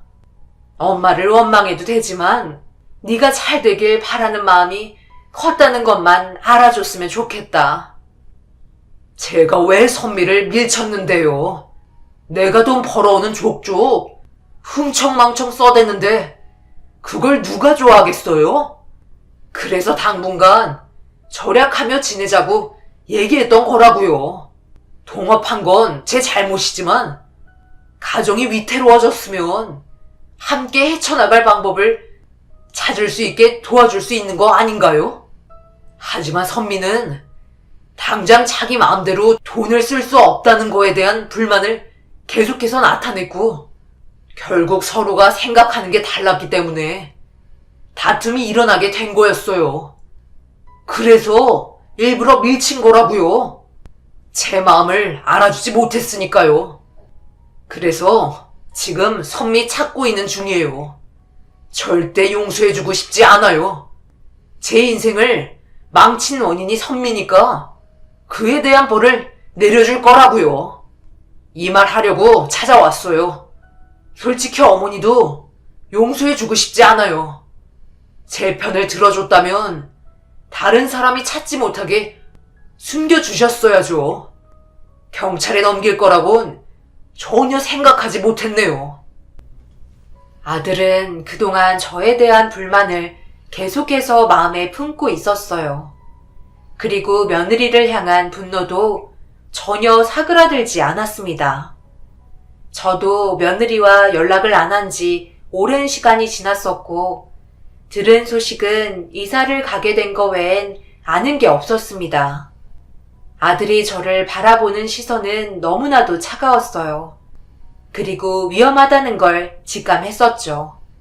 이대로 두면 또 다른 사건이 일어날 것 같아 계속해서 아들을 설득시키며 분노를 가라앉히기 위해 노력했습니다. 하지만 제 말을 들어주려 하지 않았고 아들의 분노에 불을 더 지피는 꼴이 되어버려 상당히 난감했었네요. 2번의 실수는 절대 있어서는 안 되었어요. 그래서 많은 고민에 빠져 있었고 다시 경찰에 신고를 해야 하나 걱정을 할 수밖에 없었어요. 5년 만에 출소했는데 이번에 다시 수감된다면 가중처벌을 피할 수 없는 노릇이고 더 참혹한 결과를 얻게 될 것 같아 쉬지 않고 아들을 설득했습니다. 과거의 일을 전부 잊어버리고 저와 앞으로 남은 인생 열심히 살아보자며 간곡하게 부탁을 했지만 더 이상 듣기 싫었는지 자리에서 일어나 집을 나가버렸네요. 출소하자마자 며느리를 찾아다녔다는 거에 너무 소름이 돋았고 떨리는 마음을 진정시킬 수가 없었습니다. 이미 많이 변해버린 모습은 예전의 아들을 찾아볼 수가 없었어요. 결국 제가 할 수 있는 방법은 경찰에게 다시 전화를 걸어 며느리를 보호해주는 것밖에 없었어요. 그래야 모두가 살아갈 수 있는 최선의 방법이라 생각했습니다. 결국 아들이 출소한 지 며칠 되지 않은 상태에서 아들 담당했던 경찰에게 전화를 하게 되었고 저와 나눴던 대화 내용을 전달해 주었어요. 그리고 혹시 모를 일을 대비해 담당 경찰은 며느리의 신변을 보호하기 위한 조치를 취했고 그렇게 한동안 조용하는 듯 싶었습니다. 아들은 자신이 무언가 필요한 게 있을 때마다 집으로 찾아와 이것저것 챙겨 나갔고 저와의 대화는 아예 단절된 상태로 몇 달을 함께 지냈습니다. 그런데 갑자기 늦은 저녁 현관문을 박차고 들어온 아들이 화를 내기 시작했어요. 엄마가 그랬어요? 제가 선미를 찾고 있다는 걸 경찰에게 알렸냐고요. 힘들게 어디 살고 있는지 확인했는데 제가 움직이는 걸 어떻게 알곤 벌써 선미 집에 경찰들이 싹 다 깔렸던데요. 거기에다 전담 경호원까지 붙여놨더라고요. 엄마는 저를 도와주실 생각이 전혀 없으신 거예요? 제가 5년 동안 얼마나 힘들었는지 알면서 이혼까지 한 마당에 선미를 지켜주려 경찰에게 저를 고발해요? 그러고도 부모라고 할 수 있는 거냐고요. 다 필요 없고 오늘부터 엄마와도 인연 끊을 테니 그런 줄 아세요. 자식이 힘들고 괴롭다는데 남의 편만 들어주는 게 부모인 거예요? 그래, 말 잘했다. 2번 다시 내 앞에 나타나지 마. 인연 끊어버리자. 네가 한 행동이 그래서 잘했다는 거야? 처음부터 시작이 잘못된 걸 왜 엄마 탓을 하는 건데? 네가 통원만 하지 않았어도 이런 일이 발생되지 않았고 선미개가 그동안 힘들게 했다면 엄마한테 귀띔이라도 해주던가. 일찍 갈라서면 될 것을 네가 이런 상황을 자처해놓고 5년 만에 나와선 엄마한테 선미를 가만두지 않겠다며 화를 내는 모습을 보여주는데 그걸 그냥 두고만 보는 부모가 어디 있겠니? 너 마음대로 해라. 내가 그동안 너 출소하면 앞으로 살아가는데 조금이라도 도움이 될까 싶어 그동안 식당에서 밤늦게까지 설거지하면서 세월을 보내다가 이렇게 교통사고를 당하게 된 건데 그럼 이렇게 된 것도 전부 너 탓인 거니? 책임지거라. 이 모든 거 너로 인해 발생된 건데 왜 계속 남의 탓을 하는 거야? 차라리 이럴 거면 엄마랑 이 세상에서 살아가는 걸 포기하는 게 좋겠다.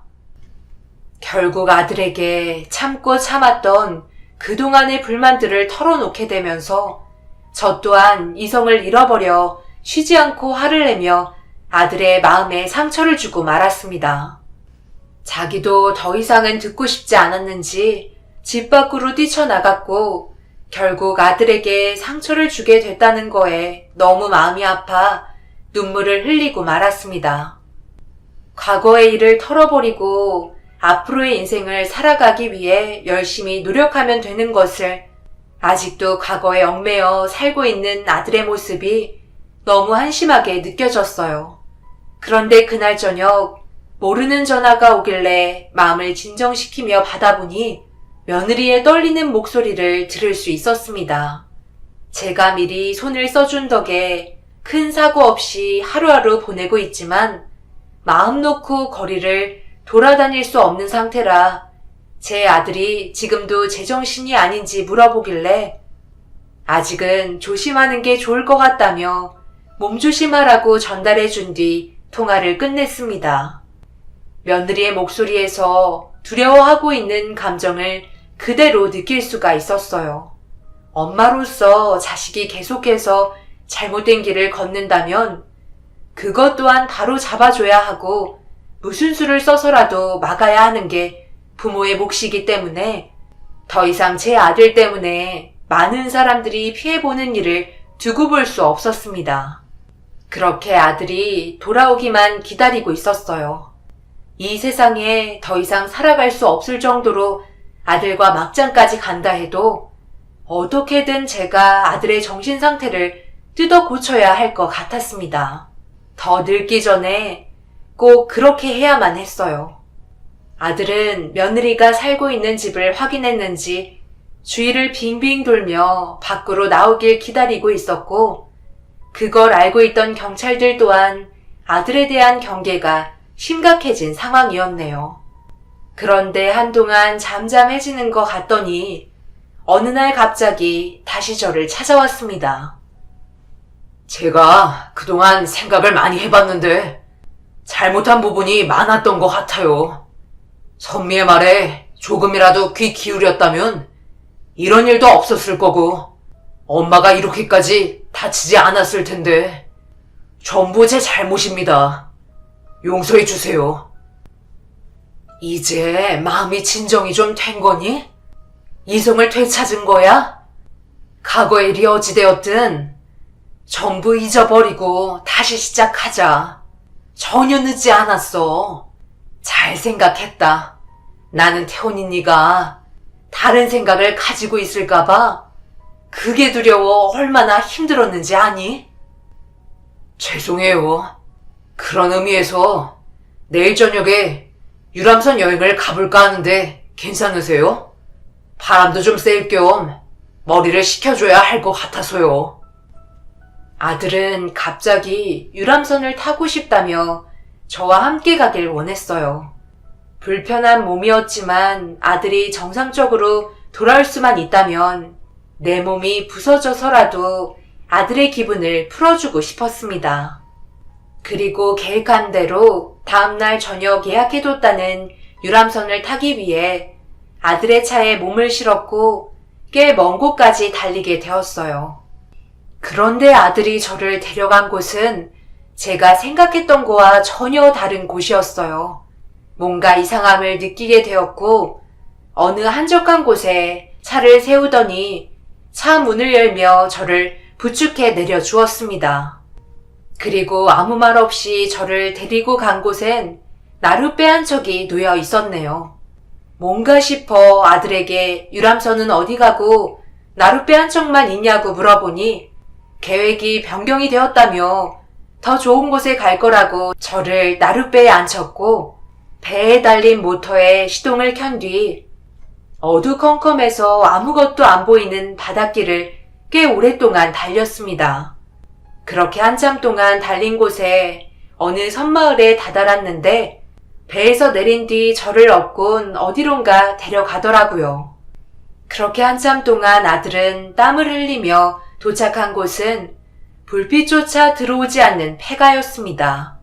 문 앞에는 경로당이라고 적혀 있었지만 더 이상 사용하지 않는 폐 건물 같았어요.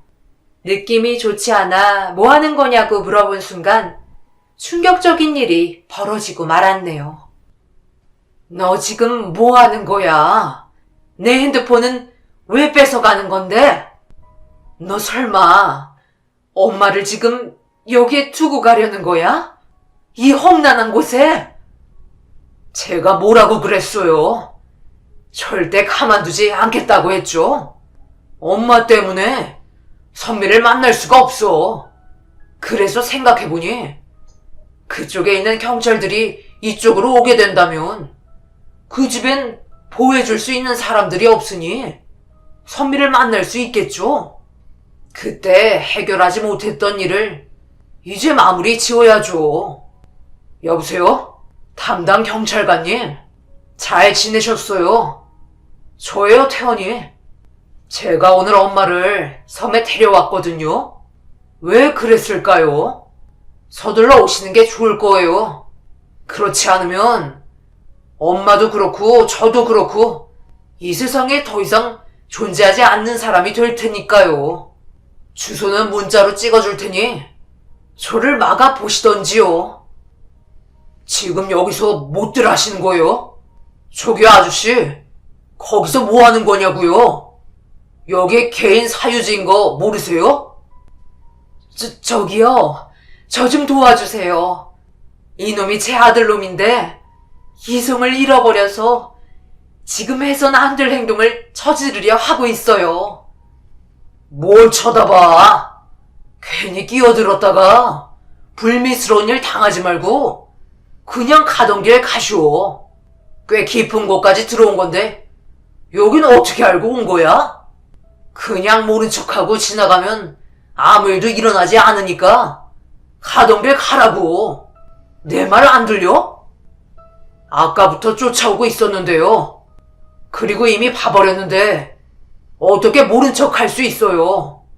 설마 자식이 부모를 놓고 가려는 거예요? 뭐 때문에요? 지금까지 힘들게 키워준 부모를 이런 외딴 섬에 두고 가겠다고요? 그냥 넘어갈 수는 없을 것 같네요. 그 순간 아들은 배가 있는 곳으로 도망을 쳤어요. 저보다 선미와의 볼 일이 우선이라고 생각했던 것 같았습니다. 저는 청년에게 급하게 상황을 설명한 뒤 아들을 잡아달라고 했지만 걱정하지 말라면서 저를 부축해 주었고 이미 아들은 배를 타고 사라져버린 상태였어요. 청년은 저를 부축해 준 뒤 밝은 곳으로 나온 다음 누군가에게 전화를 하고 있었습니다. 그리고 잠시 뒤 저와 비슷한 나이대의 한 남자가 급하게 달려와 저를 살피면서 누군가에게 전화를 걸었어요. 알고 보니 경찰서에 알고 있는 사람이 있었는지 상황을 설명하며 저를 바꿔주었고 그렇게 선미가 머무는 곳에 있는 경찰들은 자리를 지킨 상태로 아들이 손을 쓰지 못하게 상황을 막았습니다. 경찰들도 더 이상은 지켜볼 수 없을 것 같다며 체포하기로 결정을 내릴 수밖에 없다는 말을 전해준 뒤 그렇게 전화를 끊었습니다. 저는 청년과 그의 아버님의 도움을 받아 안전한 곳에서 다음 소식이 들어오길 기다리고 있었어요. 너무 어두운 저녁이라 제가 할 수 있는 건 아무것도 없었습니다. 그리고 몇 시간 뒤 청년의 핸드폰이 울렸고 전화를 받는 순간 어두워지는 표정을 보곤 불길한 느낌에 무슨 일이 있냐고 물어보자 아들이 차를 몰면서 경찰들을 피해 도망을 치다가 결국 절벽으로 떨어지게 되었다는 충격적인 소식을 전해 듣고 말았어요. 아들이 출소한 뒤로 계속해서 불안했던 일이 결국은 터지고 말았던 거죠. 청년의 아버님은 섬마을에 있는 뱃사람의 도움을 받아 저를 아들이 입원한 응급실로 갈 수 있게 도움을 주셨습니다. 청년의 차를 타고 한참을 달린 뒤 응급실에 도착을 했는데 이미 아들은 세상을 떠난 상태로 생을 마감하게 되었네요. 자신의 분노와 증오를 삭히지 못하고 끝내 복수를 하려다 자신이 되려 안 좋은 길을 걷게 되어버린 끔찍한 결말이었습니다. 태원이가 태어났을 때부터 정말 애지중지 키웠었는데 엄마 대신 먼저 세상을 떠나버리니 너무 마음이 미어졌고 끝내 오열을 하고 말았어요. 그리고 제 곁을 지키고 있던 청년은 알고 보니 폐경로당에 자기 아버지와 함께 살 집을 그곳에 짓기 위해 잠시 머무르고 있었다는 걸 알 수 있었어요. 겉모습을 봤을 때 노숙을 하는 줄 알았었는데 공사 문제로 허름한 옷을 입고 있었던 거였고 이렇게 만난 것도 인연 아니겠냐며 청년의 아버님은 저 혼자 하기 힘든 장례를 도와주셨습니다. 그리고 상황이 마무리가 된 걸 알게 된 며느리가 장례식장을 찾아왔네요. 그렇게 아무 말 없이 인사를 주고받으며 며느리는 자기가 태원이를 확실한 기준을 잡지 못하게 만든 점에 대해 죄송하다며 눈물을 흘렸습니다. 이미 지난 일이고 더 이상 과거의 일은 기억하지 말라며 그렇게 며느리를 보냈어요. 그리고 장례가 끝이 난 뒤 시간이 지날수록 몸이 점점 안 좋아지는 걸 느끼게 되면서 도움받을 곳도 없어 모든 걸 정리하고 요양원에 들어와 살고 있었습니다. 그렇게 1년의 시간 동안 요양원에 몸담고 있는데 청년과 아버님이 자주 찾아와 저에게 많은 도움을 주었어요.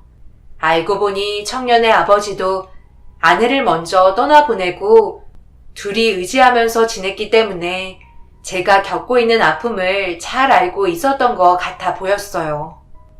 그렇게 1년 동안 서로 알고 지내면서 격려를 주고받다 보니 어느 날 저에게 요양원에서 지내는 것보다 함께 지내는 게 어떻겠냐고 물어보는 질문에 당황스러웠지만 저도 누군가에게 기대고 싶은 마음이 컸었고 청년 또한 그렇게 하는 게 좋을 것 같다며 저희 둘 사이를 긍정적으로 바라봐 주어서 남은 인생 함께하기로 결정을 하게 되었습니다. 안 좋았던 기억들을 전부 잊어버리고 싶어요. 아들의 인생이 한순간에 날아갔지만 저는 최선을 다했다고 생각합니다. 본인의 인생 자기가 결정한 거니 어쩌겠어요. 저도 앞으로 얼마나 더 오래 이 세상을 살아가게 될지 모르겠지만 청년과 이 사람의 도움을 받아 아픈 기억 털어버리고 삶의 여유를 찾고 싶네요. 제 사연 들어주신 분들, 언제나 자신의 삶이 억울하다고 느껴질 때가 분명 찾아올 때가 있을 텐데요. 과거에 얽매여 끝까지 쫓아간다면 더욱더 안 좋은 길로 빠져들게 된다는 걸 아셨으면 좋겠습니다. 불행의 씨앗을 키우는 것보다 앞으로 있을 행복을 만들어 나가는 게 더 좋은 방법 아닐까요? 제 아들은 그렇게 하지 못했네요. 저와 비슷한 경험을 하고 계신 분들이 있다면 하루빨리 털어버리고 더 밝은 미래를 위해 앞으로 나아가시길 바랍니다. 언제나 뒤에서 여러분들을 응원하겠습니다. 감사합니다.